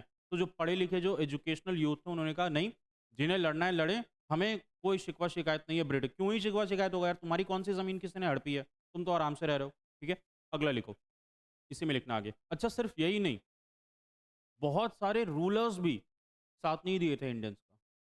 इनमें से फेमसली हैं सिंधियाज़ ग्वालियर के, ठीक है? इसके साथ-साथ ये तुम्हें होलकर्स जो इंदौर के हैं, पंजाब के सिंह जो राजपूताना के भी कुछ लीडर्स हैं, इन्होंने मदद तो करो छोड़ने की बात भाई, इन्होंने मदद इंडियंस की मदद छोड़ो, ब्रिटिशर्स की मदद कर दी। जब नाना साहब और तात्या तोपे वगैरह आए हैं इनसे मदद लेने, तो इन्होंने कहा भैया हमें वॉर में मत इन्वॉल्व करो, हमें रहने दो। तो ये जो आए थे भाई, आप किसी के पास गए मदद लेने, उन्होंने आपको भगा दिया तो आप वापस आ जाओगे। मदद नहीं करना था यार, तुम नहीं करते। तुमने ब्रिटिशर्स के इन्होंने ब्रिटिशर्स को खुश करने के लिए, इन्हें ये लगा कि भैया ऐसा है, मुगल्स तो खत्म हो गए हैं, अगर हम ब्रिटिशर्स को अपनी वफादारी दिखाएंगे तो वो हमें बहुत अच्छे से ट्रीट करेंगे। और ब्रिटिशर समझ गए कि यार जो बंदा अपने देश का नहीं है वो मेरा क्या होगा, जो अपने लोगों की मदद नहीं किया वो मेरी क्या मदद करेगा। बस, हाँ, इसे भी अंत में उन्होंने बोला बहुत बढ़िया काम किया हो तुम, तुम्हें तुम्हें देंगे अच्छा खासा रिवॉर्ड। वो बोले बिल्कुल बोला एकदम तैयार हो, तुमको भी रिवॉर्ड रिवॉर्ड मिलेगा। कुछ रिवॉर्ड नहीं मिला इन्हें, जैसे थे वैसे ही रह गए। यानी बहुत सारे, अगर मान लो कितना ही बेइंतहा पैसा होगा इन लोगों के पास, आर्मी होगी इनकी अच्छी खासी, अगर ये लोग भी वॉर में आ जाते, साउथ के लीडर्स कहाँ से जीत पाते यार? कौन बहुत ब्रिटिश, आधे से ज़्यादा सोल्जर्स तो इंडियंस भरे पड़े थे ब्रिटिश आर्मी में, ठीक है? क्योंकि कोई कोई अब कोई ब्रिटिशर्स अपने बच्चों को नहीं भेजेगा इंडिया में कि भैया तुम जाओ इंडिया में वहाँ लड़ाई करना। अच्छा खासा उनके यहाँ ठंडा-ठंडा मौसम है यार, क्यों यहाँ पे आएगा उमस भरे दिन में? हाँ, गर्मी में मानसून का एंड, क्यों ये सब उनके यहाँ आराम से अपनी शाम में बारिश होती है, वो लोग अपना आराम से रहते होंगे ठंडे-ठंडे मौसम में, क्यों आकर के इंडिया में रहेंगे? तो इसी के लिए इन लोगों ने कहा कि भैया ऐसा है, सारे के सारे जो सोल्जर्स वगैरह हैं, इंडियंस को डिप्लॉय करो, लिखना शुरू करो। The major families and rulers refused to join the revolt.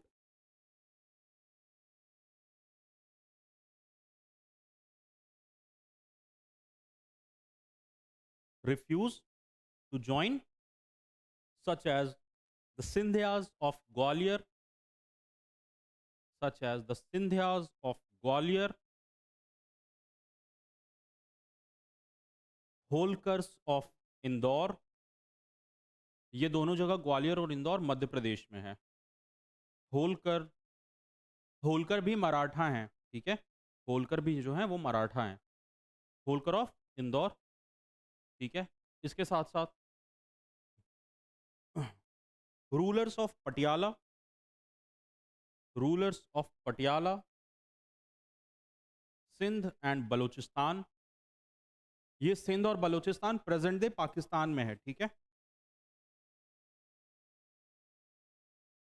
ठीक है? क्लियर है यहाँ तक की बात? महाराजा ऑफ कश्मीर, महाराजा ऑफ कश्मीर, ठीक है? Did not help the revolts, did not help the revolt, यानी कि रिवोल्ट में इन्होंने कोई मदद नहीं की। हो गया? क्योंकि बाद बाकी साउथ में आने का कोई मतलब ही नहीं है, क्योंकि वहाँ पे कोई लड़ ही नहीं रहा। यानी हम ये देख पा रहे हैं कि इंडिया में ऑल क्लास पार्टिसिपेशन एब्सेंस है। 2 पॉइंट हुआ, तीसरा पॉइंट लिखना, poor quality of weapons, poor quality of weapons.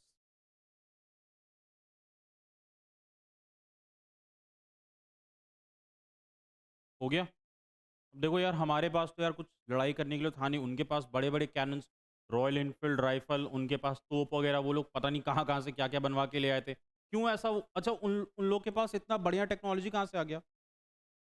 क्योंकि उनके पास बहुत अच्छी क्वालिटी का लोहा वो लोग अपना बनाना शुरू कर दिए। क्यों? क्योंकि वहाँ पे इंडस्ट्रियल रिवॉल्यूशन शुरू हो गया था। लोग फिज़िक्स पढ़ने लगे।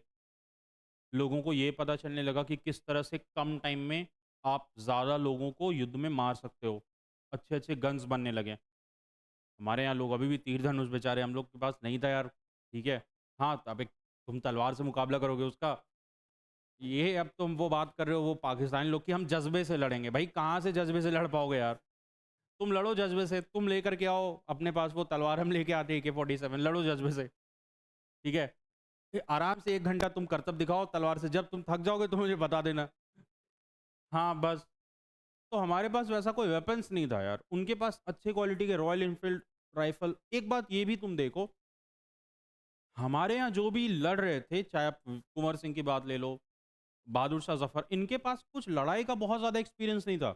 लेकिन ब्रिटिश जितने मैंने ऑफ़िसर्स आपको बताए हैं, उनके सबके पास 25 प्लस ईयर का एक्सपीरियंस था युद्ध में। क्योंकि हर जगह जाके लूट ही मार कर रहे थे। अफ्रीका में भी इन्होंने लड़ाई की है, यूरोप के दूसरी जगह भी लड़ाई की है। तो यहाँ पे जो भी ऑफ़िसर्स थे, उनके पास अच्छा खासा एक्सपीरियंस था वॉर में लड़ने का।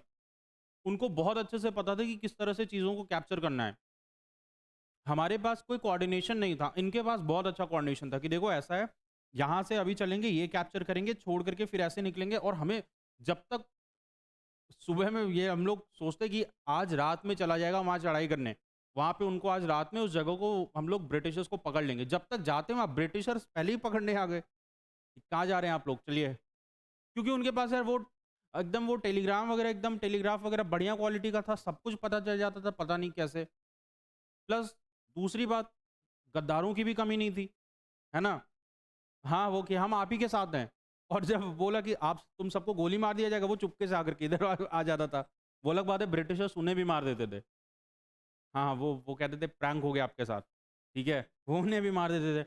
तो कहने का मतलब कि हमारे पास ज़्यादा कुछ वेपन्स वगैरह था नहीं। जब तक लड़ सकते थे तब तक लड़े। मैन पावर अगर ज़्यादा होता तो शायद जीत जाते, ठीक है? वो बड़े-बड़े हाथी वगैरह लेकर के वो चढ़े आते हम लोग, क्योंकि ब्रिटिश कहाँ से हाथी वगैरह ले पाएँगे यार? वो कहाँ से, उनके उनके देश में कौन-सा हाथी घोड़ा वगैरह मिलता है, ठीक है? बड़ा-बड़ा बैल वगैरह है वहाँ पे, ठीक है? तो वो कुछ हो नहीं पाया। तो हमारे पास वैसा नहीं था। और दूसरी बात जो एक एक और था, बहुत ही अनऑर्गनाइज़्ड थे। हमारे सोल्जर्स में डिसिप्लिन नहीं था। कोई सो रहा है तो सोया ही जा रहा है कि लड़ेंगे यार, ठीक है देखा जाएगा। ब्रिटिशर्स ब्रिटिशर्स पूरी तरह से एकदम अच्छे तरीके से ट्रेंड कि सुबह 4 बजे आपको उठना है ना? आपको लगानी है, रनिंग आपको करनी है। इंडियन सोते ही थे सुबह-वुबह आराम से कि सोएँगे, उठेंगे। वो बोल रहे हैं चलो लड़ने के लिए, बोले अरे तुम जाओ यार, कल अब चलेंगे लड़ने के लिए। तो कुछ ऐसा बहुत ही अनऑर्गनाइज़्ड था। वो बोल रहा है कि चलो वो बोले हैं वो रिवोल्ट के लिए लड़ाई करने के लिए, उसको कोई इंटरेस्ट नहीं है। कि भाई कल ही तो लड़े हैं यार, आज फिर ले जा रहे हो। तो यहाँ पे हम देख पा रहे हैं कि इंडियंस में हम लोग अनडिसिप्लिन टाइप के थे, जहाँ ब्रिटिशर्स बहुत वेल ऑर्गेनाइज्ड मशीनरी की तरह काम करते थे। लेफ्टिनेंट ने कर्नल को बताया, कर्नल ने कैप्टन को बताया, इसने मेजर को बताया, लेफ्टिनेंट कर्नल, ऐसे चलते चलते ब्रिगेडियर, और सबको पता चल गया प्लान क्या करना है। यहाँ पे किसी को बोला है कि तुम जा करके उससे बताओ, वो बोल रहा है हम नहीं जाएंगे, आप उसको बताइए। जैसा अभी भी होता है हम लोग के घर में, है ना? कि देख रहे हैं कि बहुत अब काम आने वाला है, तो कोई छोटा-मोटा काम लेकर के शादी के दिन में जो इम्पोर्टेंट काम है वो नहीं करना है। कहाँ जा रहे हो? अरे इनको जा रहे हैं घुमाने के लिए थोड़ा-सा, ये थोड़ा पटना नहीं कभी घूमे। चलिए आपको पटना घुमाते हैं। उसको मन भी नहीं है, वो ले चलो पटना घुमाने के लिए। क्यों? काम से बच जाएँगे, ठीक है?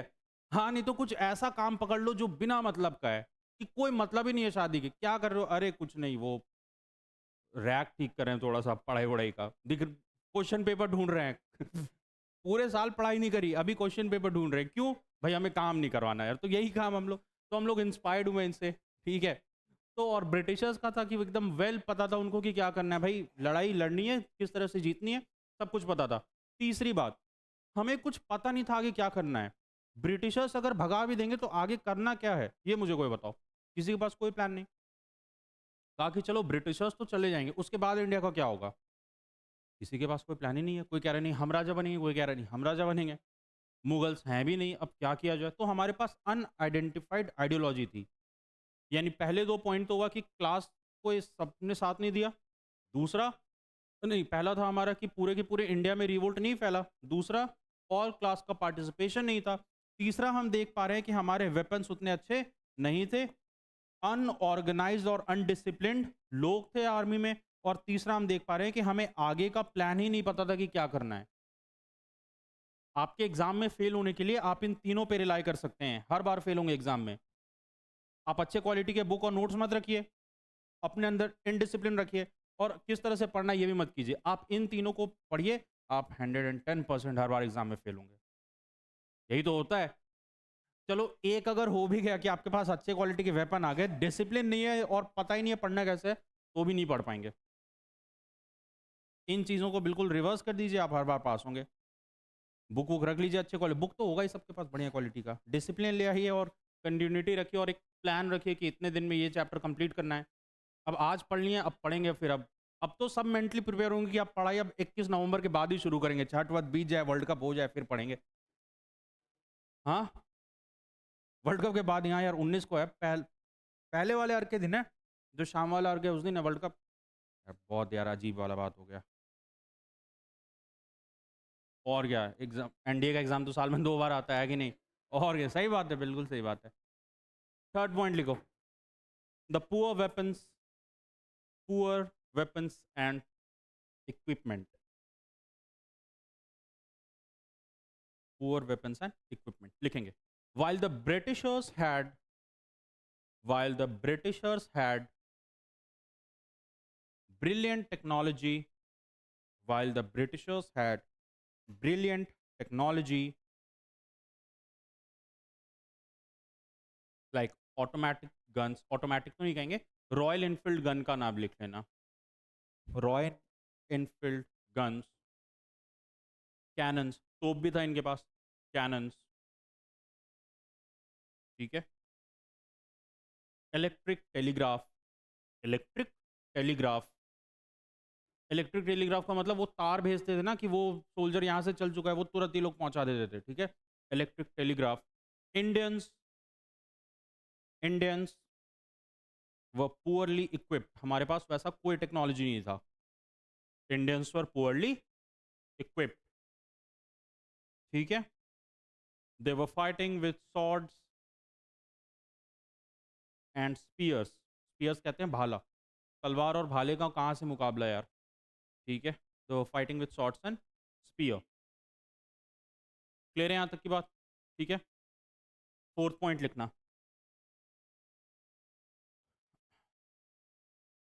Fourth point, unorganized and uncoordination, unorganized and uncoordination,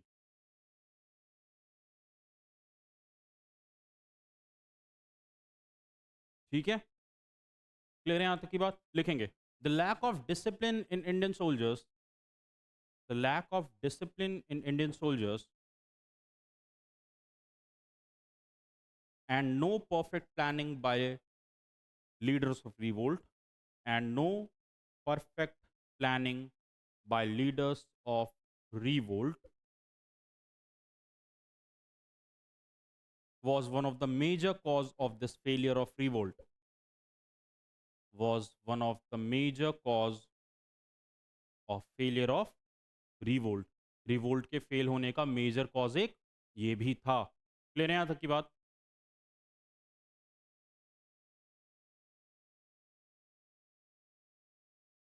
ठीक है। फेलियर ऑफ रिवोल्ट हो गया। while british officers while british officers such as John Nicholson, वो नाम लिख लो पीछे, वो जो नाम है, ऑफिसर्स के नाम लिख लो, 3-4 ऑफिसर्स के नाम लिख लो, लिखा हुआ होगा पीछे,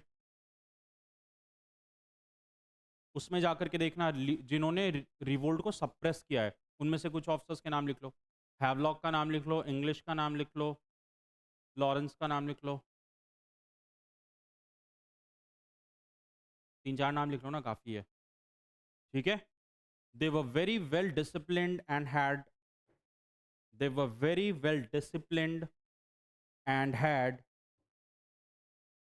amazing experience of battlefield and had amazing experience of battlefield. The indian leaders were the indian leaders were not up to the mark.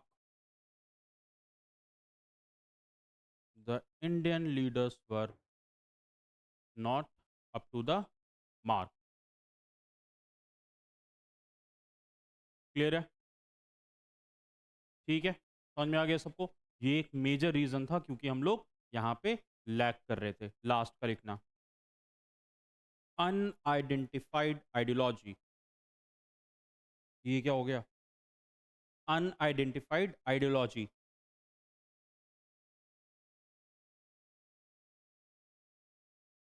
Bracket में लिख लेना, ब्रैकेट में लिखना नो फर्दर प्लान।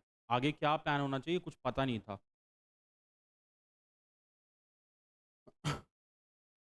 ठीक है, लिखो the lack of unity, the lack of unity in Indians, the lack of unity in Indians and absence of real plan, lack of unity in Indians and absence of real plan was also a major cause of failure, was also a major cause of failure। ठीक है, देखो अब सबने क्या किया, नाना साहब ने कहा कि भैया हमको किससे मतलब है, बस कानपुर से, दिल्ली बहादुर शाह जफर, दानापुर वीर कुंवर सिंह। किसी ने ये नहीं सोचा कि पूरे के पूरे इंडिया से हमें भगाना है। किसी ने ये नहीं सोचा एक भी बार कि ब्रिटिशर्स को पूरे, सबको था कि मेरा अपना प्लेस एक सिक्योर हो जाए। अब मैं कहीं से भी इनके नेशनलिज्म या वो कहो तुम इनके हौसले पे कोई कोई सवाल या निशान नहीं उठा रहा, लेकिन फिर भी किसी ने भी एक भी बार नहीं सोचा कि ऐसा क्या किया जाए कि अगर हम लोग बिहार में हैं तो किस तरह से हम लोग साउथ इंडिया या महाराष्ट्र में ब्रिटिशर्स को भगाएं। तो ब्रिटिश के लिए और भी आसान हो गया। ब्रिटिशर्स ने क्या करा होगा, 3-3 ऑफिसर 4-4 ऑफिसर हर जगह डिप्लॉय कर दिए होंगे, है ना, और सबको कहा गया कि तुम कानपुर संभालो, तुम दिल्ली संभालो, तुम बिहार संभालो, सब कुछ जीत गए होंगे। यही अगर ये लोग मिलकर के पूरे की पूरे इंडिया में रिवोल्ट को लीड करते तो इनके पास उतने ऑफिसर ही नहीं थे कि पूरे आप इंडिया में लड़ते। हाँ, क्योंकि हम लोग देख पा रहे हैं ना कि सबसे पहले तो इन्होंने हमला दिल्ली पे ही किया, धीरे धीरे धीरे धीरे करते करते ये लोग पूरे आए। अगर ये लोग पूरे इंडिया में लड़ते तो नहीं जीत पाते। ये एक major cause of the failure था कि सबको अपना जगह सिक्योर करना था। दानापुर हम जीत जाएं ठीक है, झांसी हम जीत जाएं ठीक है, लेकिन किसी ने इंडिया के बारे में नहीं सोचा कि पूरे इंडिया को हमें हराना है, पूरे इंडिया को ब्रिटिशर्स को हमें आज़ादी दिलानी है। लिखेंगे क्या था point of revolt, as most of the leaders were concerned about their place only, as most of the leaders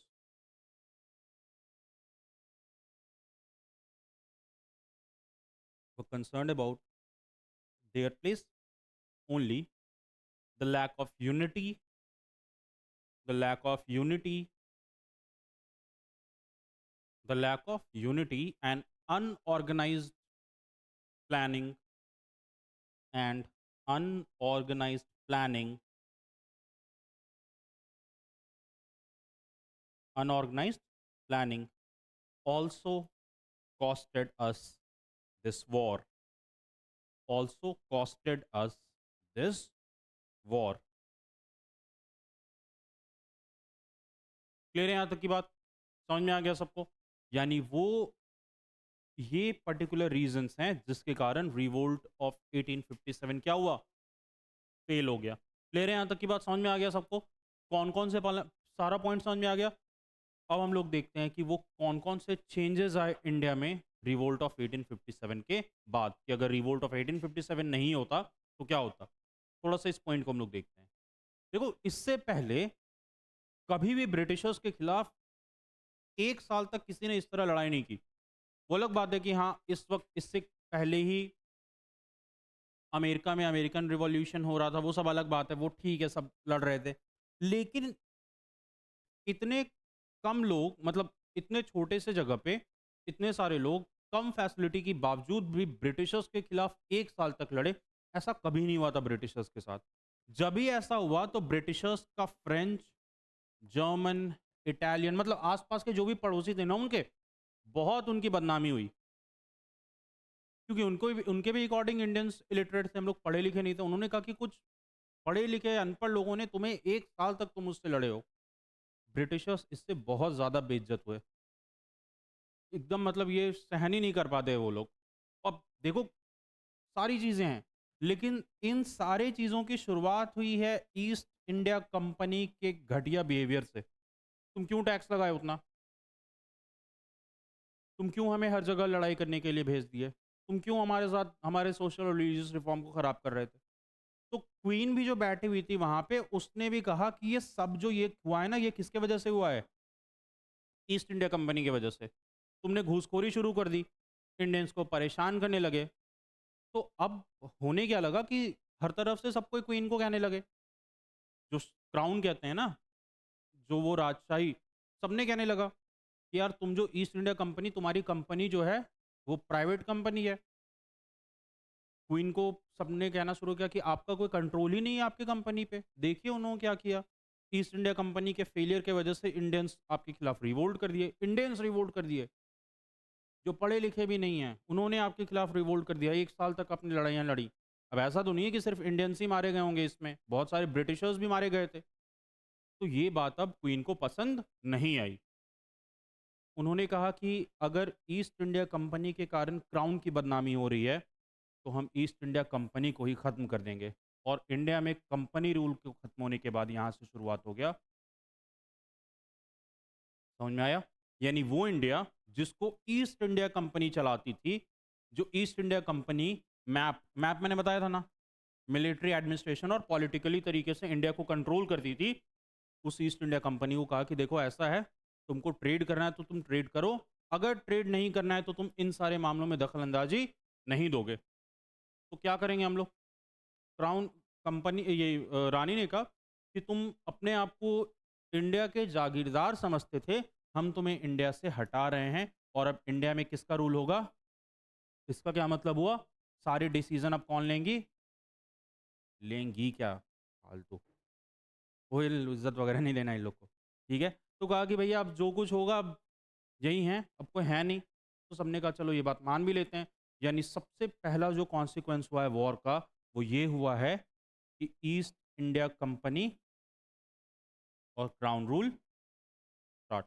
कहा गया कि बिजनेस करना है, बस बिजनेस करो, पैसे कमा करके दो, और किसी भी तरीके का तुम कोई इंटरफेरेंस इंडिया में मिलिट्री, एडमिनिस्ट्रेटिवली और पॉलिटिकली नहीं करोगे। इंडिया में कंपनी रूल खत्म होता है और क्राउन रूल की शुरुआत होती है। और वो भी हुआ बस इसलिए क्योंकि ब्रिटिशर्स की बहुत बदनामी हुई आसपास उनके मुल्क में। उनके मुल्क में आसपास में जो देश थे, बहुत ज़्यादा उनकी बदनामी हुई। कुछ चंद अनपढ़ लोग तुम्हारे खिलाफ इतना बड़ा युद्ध कर लिया और तुम कुछ नहीं कर पाए, कुछ भी नहीं। क्वीन बौखला गई, उसने कहा ईस्ट इंडिया कंपनी को ही ख़त्म करो, ख़त्म करो इस कंपनी को। इस कंपनी को बोलो ट्रेडिंग करने के लिए, व्यापारी हैं व्यापारी बन करके रहें, राजा बनने का काम ना करें। और 1850, अबे यार ये क्या नाटक है नया। और जिस तरह 1773 में हम लोग पढ़ते हैं ना, कौन सा स्टार्ट होता है? टीआईसी का कंपनी रूल क्या शुरू होता है? और 1857 के खत्म होते होते तक क्या शुरू हो जाता है? यानी beginning of crown rule, ending of company rule. Topic डालेंगे result of revolt, result of revolt लिखेंगे, result of revolt. As soon as the words spread, जैसे ही बात फैली, as soon as the word spread that Indians, as soon as the word spread that Indians fought against Britishers, Indians fought against Britishers,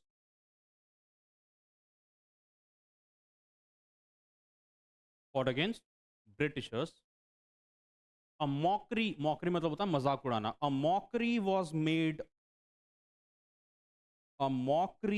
made by the neighboring, a mockery was made by neighboring British nations. A mockery was made by British। ले रहे हैं यहाँ तक की बात? ठीक है, आगे लिखेंगे। EIC failed terribly to maintain the discipline in India। EIC मतलब east India company.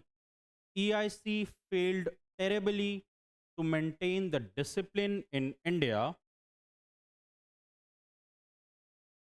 discipline in India as a result, as a result, Queen announced, as a result, Queen announced, क्या announce की Queen? That EIC will only focus on trade and business. The EIC will only focus on किस पे? Trade and business.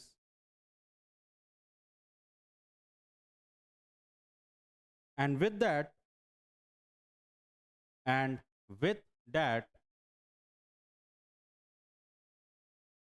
the control of India, and with that, the control of India went into the hands, the control of India went into the hands of Queen, went into the hands of Queen. Company rule ended and crown rule started. Company rule ended और कौन सा rule start हो गया? And crown rule started, which means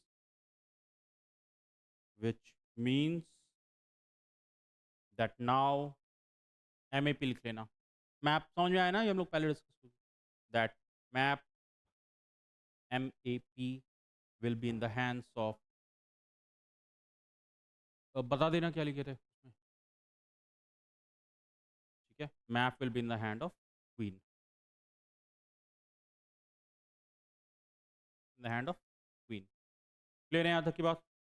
समझ में आ गया सबको? ये पहला कॉन्सिक्वेंस था, पहला रिजल्ट था किस चीज़ का? रिवोल्ट ऑफ 1857 का. क्लियर है यहाँ तक की बात? दूसरा लिखना है इसमें. यानी कि अब इंडिया का डायरेक्ट एडमिनिस्ट्रेशन हाथ में चला गया है क्वीन के, हाँ क्राउन के. ठीक है, next. Lord Canning organised Allahabad Darbar. Lord Canning organised Allahabad दरबार, अलाहाबाद दरबार फॉर क्वीन प्रोक्लेमेशन.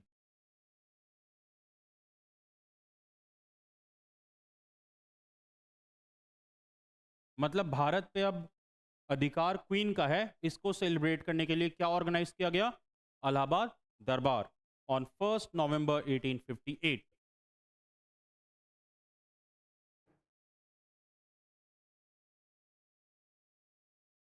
भाई 88 कैसे? 1858. क्लियर है? समझ में आ गया सबको? नेक्स्ट. एक चीज ये भी हुआ कि अब ब्रिटिशर्स ने कहा ना, अब क्योंकि अब हो गया था कि यार देखो अगर इन्होंने लड़ाई अभी शुरू की है तो बहुत ज़्यादा चांसेस है कि फिर 20 साल के बाद कुछ हो जाए, है ना? तो अब हम लोग क्या करेंगे, इनको ऐसा हम लोग कहते हैं कि बोलेंगे भैया अब हम तुमको ठीक तरीके से ट्रीट करेंगे. तो जो ब्रिटिश राजाओं को बुरी तरह से ट्रीट किया जाता था, अब कहा गया कि हम, ब्रिटिशर्स ने कहा कि आपके जो राजे रजवाड़े हैं हम उनको थोड़ा सही से ट्रीट करेंगे. और उनका ऐसा कुछ मन नहीं था ऐसा करने का, बस इस डर से कि रिवोल्ट कहीं फिर से ना शुरू हो जाए. लिखेंगे, नेक्स्ट पॉइंट लिखना. It was ensured, it was ensured by crown, it was ensured by crown that Indians will be treated with more respect and dignity. It was ensured by crown that Indians will be treated with more respect and क्या? Dignity. ठीक है. Indian prince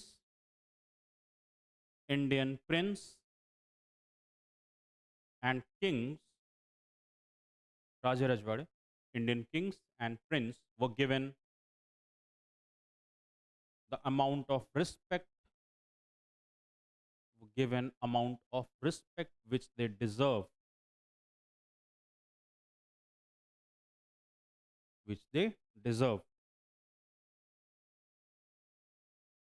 ठीक है. कहा यह गया कि अगर किसी इंडियन को कोई भी परेशानी है तो वो डायरेक्ट किसको रिपोर्ट करेंगे? क्वीन को, है ना? कहा कि अब आपको कोई और किसी को रिपोर्ट नहीं करना है, आप सीधे क्वीन को रिपोर्ट करना है. यानी कहा गया कि इंडियंस को भी, और एक और बात कहा गया कि जो रेशियल डिस्क्रिमिनेशन है, क्या है? रेशियल डिस्क्रिमिनेशन होता है रंग भेद, वो जो है वो हम कम कर देंगे, यानी किसी को भी on the basis of their skin colour जज नहीं किया जाएगा। सारी बोगस बातें थी, बस इस डर से कि फिर से कहीं रिवोल्ट ना शुरू हो जाए, इसलिए ये सब झूठी बातें कर रहे थे। कुछ मन नहीं था, कुछ भी नहीं। क्राउन तो और भी बेकार था। बस इस डर से कि इंडियंस हमसे फिर से रिवोल्ट को लीड ना कर दें, इसलिए ये सब झूठी बातें कर रहे थे। ठीक है? ये सब इनका कुछ मन नहीं था, इनका बस चलता तो ये लोग और बुरे तरीके से काम करते, और किया भी इन लोगों ने आगे चल करके। 20-25 साल के बाद जब इंडियंस, हमें सबसे बड़ी दिक्कत है ना, हम लोग भूल बहुत जल्दी आते हैं यार चीज़ों को। हाँ, जब ऐसा हो गया तो फिर से इन लोगों ने अपना रंग दिखाना शुरू कर दिया, और फिर हम लोग देखेंगे 1857 के बाद तुम जाकर के देखोगे, जब 1890s के आसपास 85 में जब आईएनसी बनता है ना, जाकर के तो फिर तुम देखोगे कि इतने सालों में ये जो अभी हुआ है, ये हुआ क्या? और क्यों इंडियंस इतने ज़्यादा परेशान हो गए? अगर सीधी-सी बात, अगर क्राउन को बहुत ज़्यादा दुःख था इन सारी चीज़ों का, तो 1905 में नहीं होने देता बंगाल का पार्टीशन। नहीं तुम वर्ल्ड वॉर में कहते कि वर्ल्ड वॉर में हम ही लड़ेंगे भाई, इंडियंस को छोड़ दो। तुम ये सब करते, तुमने कुछ नहीं किया।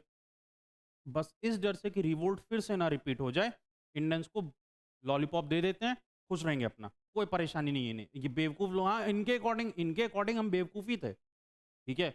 इनके अकॉर्डिंग था कि इनको कुछ इंग्लिश इंग्लिश पढ़ाने, 2-3 लोगों को स्कॉलरशिप भेज देंगे, अपने क्रिकेट टीम में शामिल कर लेंगे, क्योंकि क्रिकेट ये लोग खेलना शुरू कर दिए थे। क्रिकेट टीम में शामिल कर देंगे, है ना? इसके कुछ दिन के बाद पहली बार एशेज़ क्रिकेट खेला जाने वाला था, तो इंडिया से भी राजा-महाराजा गए थे एशेज़ मैच देखने के लिए। खुद के घर में आग लगी हुई है, गए मैच देखने के लिए। अलग ही हैं भाई। वो अलग ही है उनका फंडा कि भई अपना घर-वर कुछ बचा नहीं, लेकिन जाएँगे ऑस्ट्रेलिया, इंग्लैंड का टेस्ट मैच देखने के लिए जा रहे हैं। तुम लोग भी उसी हालात पे हो। मैच-वैच छोड़ो, एग्ज़ाम पे कॉन्संट्रेट करो। खुश हो रहे हैं कि कैसे बेवकूफ़ राजा थे। उनके पास तो फिर भी बहुत यार दौलत-वौलत फिर भी था, नहीं वो पढ़ते-वढ़ते काम चल जाता। इसलिए मैच तो होता रहेगा। देख ही लो यार। हाँ, हाँ, ठीक है, ठीक है। क्या था लास्ट का पॉइंट? अमाउंट ऑफ रिस्पेक्ट, ठीक है? अगला लिखना। It was ensured by crown, it was ensured by crown that the racial discrimination which Indians were facing, it was ensured by Crown that the racial discrimination which Indians were facing,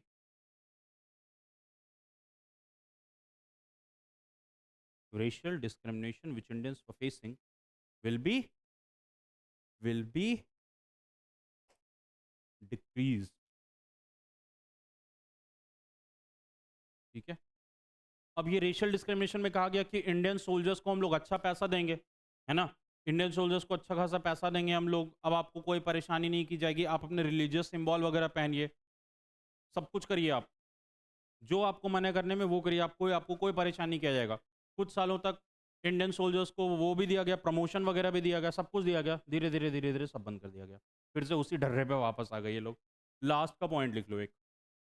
जो चीज़ें तब्दीली जो आई Indian society में, और जो सबसे बड़ा society में आया है तब्दीली, वो आया है मुस्लिम एंड हिंदू यूनिटी। लिखेंगे the revolt the revolt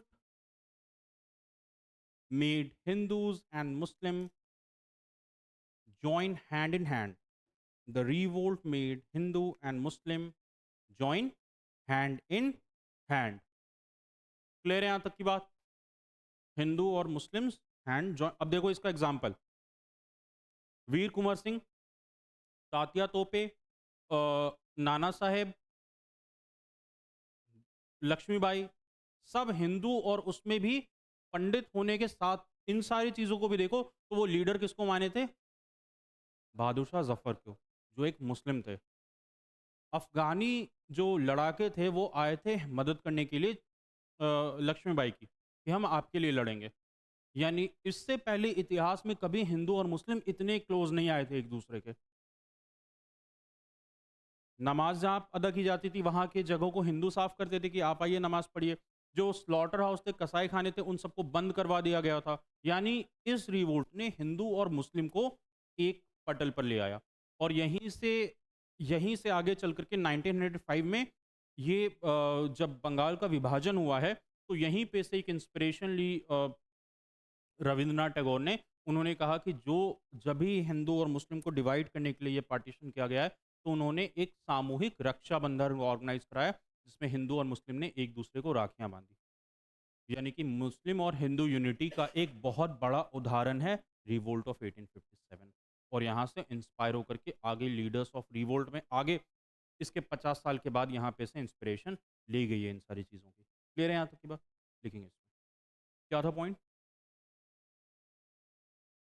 hand in hand, because both of them realise, both of them मतलब दोनों religion, because both of them realise that their differences that their differences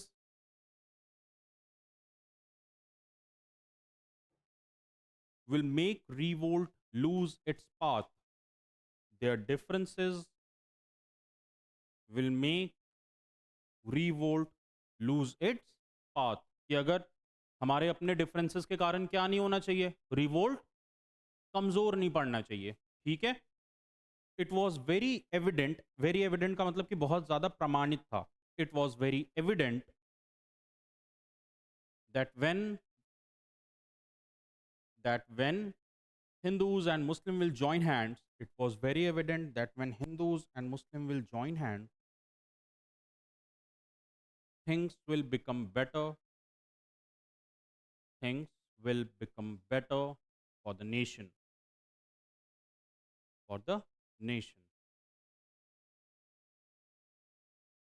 Clear यहाँ तक की बात? Things will become better for the nation. समझ में आया? Point लिखो एक।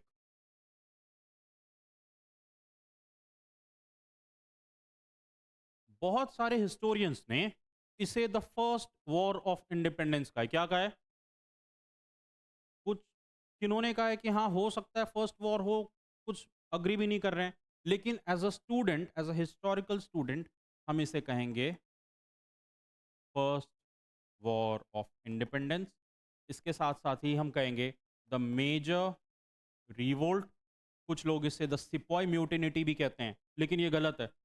मैं पर्सनली इससे अग्री नहीं करता हूं, क्योंकि सिर्फ सोल्जर्स ही नहीं लड़े हैं, स्मॉल बिजनेसमैन, जमींदार, पेंटर्स और जो गरीब लोग थे जो पैसे से मदद नहीं कर पा रहे थे, वो भी युद्ध में लड़े हैं। तो इसको बस सिपॉय म्यूटिनिटी कहना सही नहीं है, इसीलिए इसे हम कहते हैं the first war of independence. अगर इसको कोई आपको कंक्लूड करने का कि आप रिवोल्ट ऑफ 1857 को कैसे देखते हैं, तो आप कहेंगे it was the very first war of independence. लिख लेंगे। historians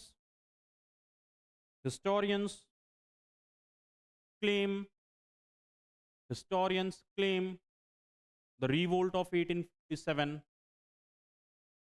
historian claims the revolt of 1857 as the very first war of independence. Claim this as the very first war of independence. Clear है यहाँ तक की बात? With that ये chapter हमारा revolt of 1857 close हुआ। एक बार हम लोग रिवाइज कर लेते हैं क्विक समरी में। अगर देखा जाए 1857 के रिवोल्ट के स्टार्टिंग पॉइंट को हम लोग देखें तो ये शुरू हो गई थी बहुत पहले से ही। ब्रिटिशर्स इंडिया को इकोनॉमिकली परेशान कर रहे थे, इंडियंस को। ठीक है, पेज वापस को लो जहाँ से लिखवाया गया था उसको थोड़ा सा देखो। इकोनॉमिक कॉजेज था। इकोनॉमिक कॉजेज में क्या हुआ, हम पे बहुत ज़्यादा क्या लगा दिया गया, टैक्स लगा दिया गया हम पे, बिना मतलब के हमसे पैसे ले लिए जाने लगे। उसके बाद हम लोग ये देख पा रहे हैं कि हमें क्या और क्या किया गया, कन्वर्जन वगैरह होने लगा। सोशल और रिलीजियस कॉजेज, कहा गया कि अगर आप धर्म चेंज कर रहे हो तो कोई दिक्कत नहीं है, फिर भी आप अपने फादर की प्रॉपर्टी को इनहेरिट कर सकते हो। तीसरी बात ये हुई कि बहुत ज़्यादा ज़मींदार वगैरह से ज़मीनें वापस, यानी कि इंडियंस को बहुत बुरी तरीके से ट्रीट किया जाने लगा, है ना। उसके बाद हम लोग देख पा रहे हैं कि सोल्जर्स के साथ बहुत बुरा बिहेव किया गया। सोल्जर्स के साथ उनको कहा गया रॉयल इनफील्ड राइफल यूज़ करो। वो तो खैर स्पार्क पॉइंट की हम बात कर रहे हैं। सोल्जर्स को प्रमोशन नहीं दिया जाता था, छुट्टियां नहीं दी जाती थी, रिलीजियस सिंबल नहीं उनको कैरी करने को दिया जाता था, उन्हें सही टाइम पे पैसे नहीं दिए जाते थे। कोई कितना ही अच्छा क्यों ना इंडियन ऑफिसर हो, इंडियन सोल्जर हो, उसे कभी ऑफिसर नहीं बनाया जाता था। ये सारे मेजर कॉजेज ऑफ रिवोल्ट हैं। स्पार्क पॉइंट क्या है? आटे में हड्डी का मिक्सचर मिला देना और रॉयल इनफील्ड राइफल को इंट्रोड्यूस कर देना। बिगिनिंग ऑफ रिवोल्ट क्या है? मंगल पांडे नाम के एक पर्टिकुलर एक सोल्जर का ये कहना कि हम इसको बाइट नहीं करेंगे। बाद में जब उसे पता चला उसके साथ धोखा हुआ है, उसने अपने ऑफिसर को मार दिया, उन्हें फांसी दे दी गई।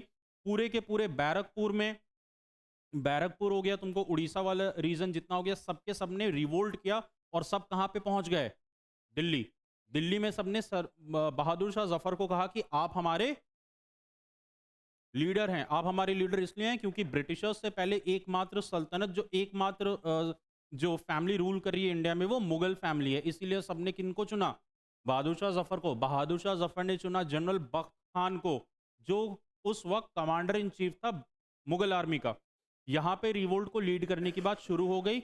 अलग अलग जगह पे रिवोल्ट फैला, mainly in the northern part of India.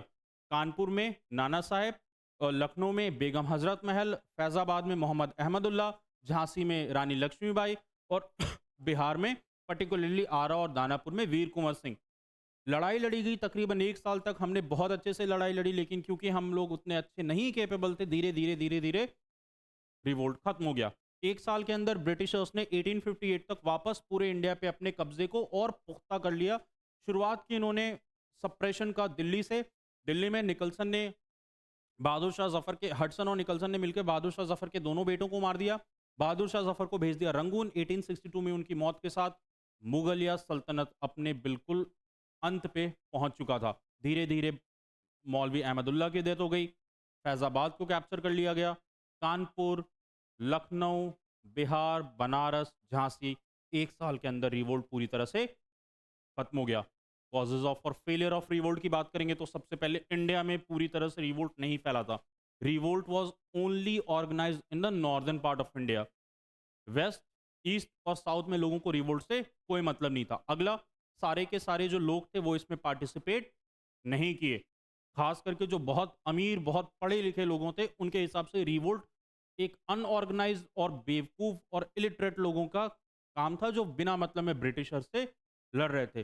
कुछ लोग नहीं चाहते थे कि इंडिया वापस से मुगल पीरियड में चला जाए, क्योंकि वो बैकवर्डनेस फिर से आ जाएगा। जो लोग आगे मॉडर्न सिविलाइजेशन चाह रहे थे, जो आगे चाह रहे थे कि सोसाइटी एक इंग्लिश पैटर्न सोसाइटी हो, वो सपोर्ट कर रहे थे ब्रिटिशर्स को। क्लियर है यहाँ तक की बात? अगला, हमारे पास उस हिसाब का इक्विपमेंट और वेपन्स नहीं था। ब्रिटिशर्स के पास अच्छी क्वालिटी के fire arms, weapon, royal Enfield rifle, cannons, और हमारे पास तीर धनुष वगैरह था। हम लोग का कोई मुकाबला नहीं उनसे उनसे उसके बाद हमारा जो लीडरशिप थे, हमारे लीडरशिप उतने कुछ कमजोर, बहुत अच्छे नहीं थे। हमने कहा भी है कि Bahadur Shah Zafar was the weakest link of revolt of 1857। हम लोग ये देख पा रहे हैं कि इनके जो ऑफिसर्स थे, निकलसन को देख लो, हडसन को देख लो, विलियम ह्यूज को देख लो, सबके सब कम से कम 20-25 ईयर्स का एक्सपीरियंस था इनका बैटल का। पूरी दुनिया में जंग लड़ी थी उन्होंने, ब्रिटिशर्स ने।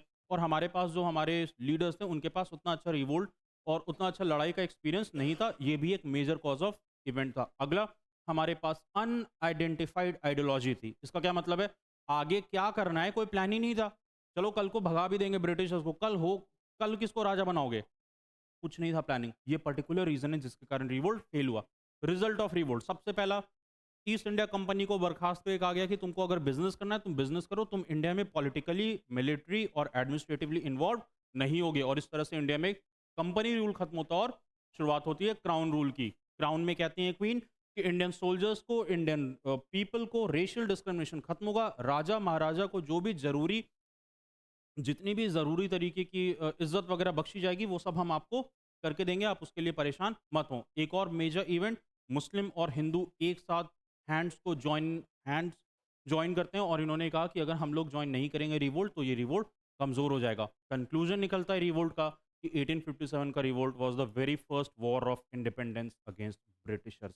क्लियर है यहाँ तक की बात? समझ में आ गया सबको? समझ में आया हर्ष? और यहाँ पे इसके साथ हम लोग का रिवोल्ट ऑफ 1857 खत्म होता है। 2 चैप्टर्स हो गए इसमें, 2 चैप्टर हुआ है ना। एक हुआ था कौन सा, एडवेंट ऑफ यूरोपियंस, और एक ये। अच्छा, अभी क्या करना है इसमें? मेडिवल का 2 टॉपिक हो गया है, मॉडर्न का हो गया है। अब हम लोग एंशंट में चलेंगे, ठीक है? अगले क्लास में हम लोग एंशंट इंडिया को स्टार्ट करेंगे, और उसमें 2 टॉपिक, इंडस वैली सिविलाइजेशन और वैदिक पीरियड। पहला इंडस ही वैली पढ़ाऊंगा होगा तो पूरा, ठीक है? ठीक है, आईवी से ही उसमें पढ़ाया जाएगा, और उसके बाद फिर अगर होगा तो ज्योग्राफी या पॉलिटी को स्टार्ट किया जाएगा। आज का टॉपिक अगर देख लें तो कौन कौन सा था, एक बार फिर से देख लो वो 3 जो टॉपिक थे। सरस मेला, उसके साथ साथ, हाँ, कॉरिडोर और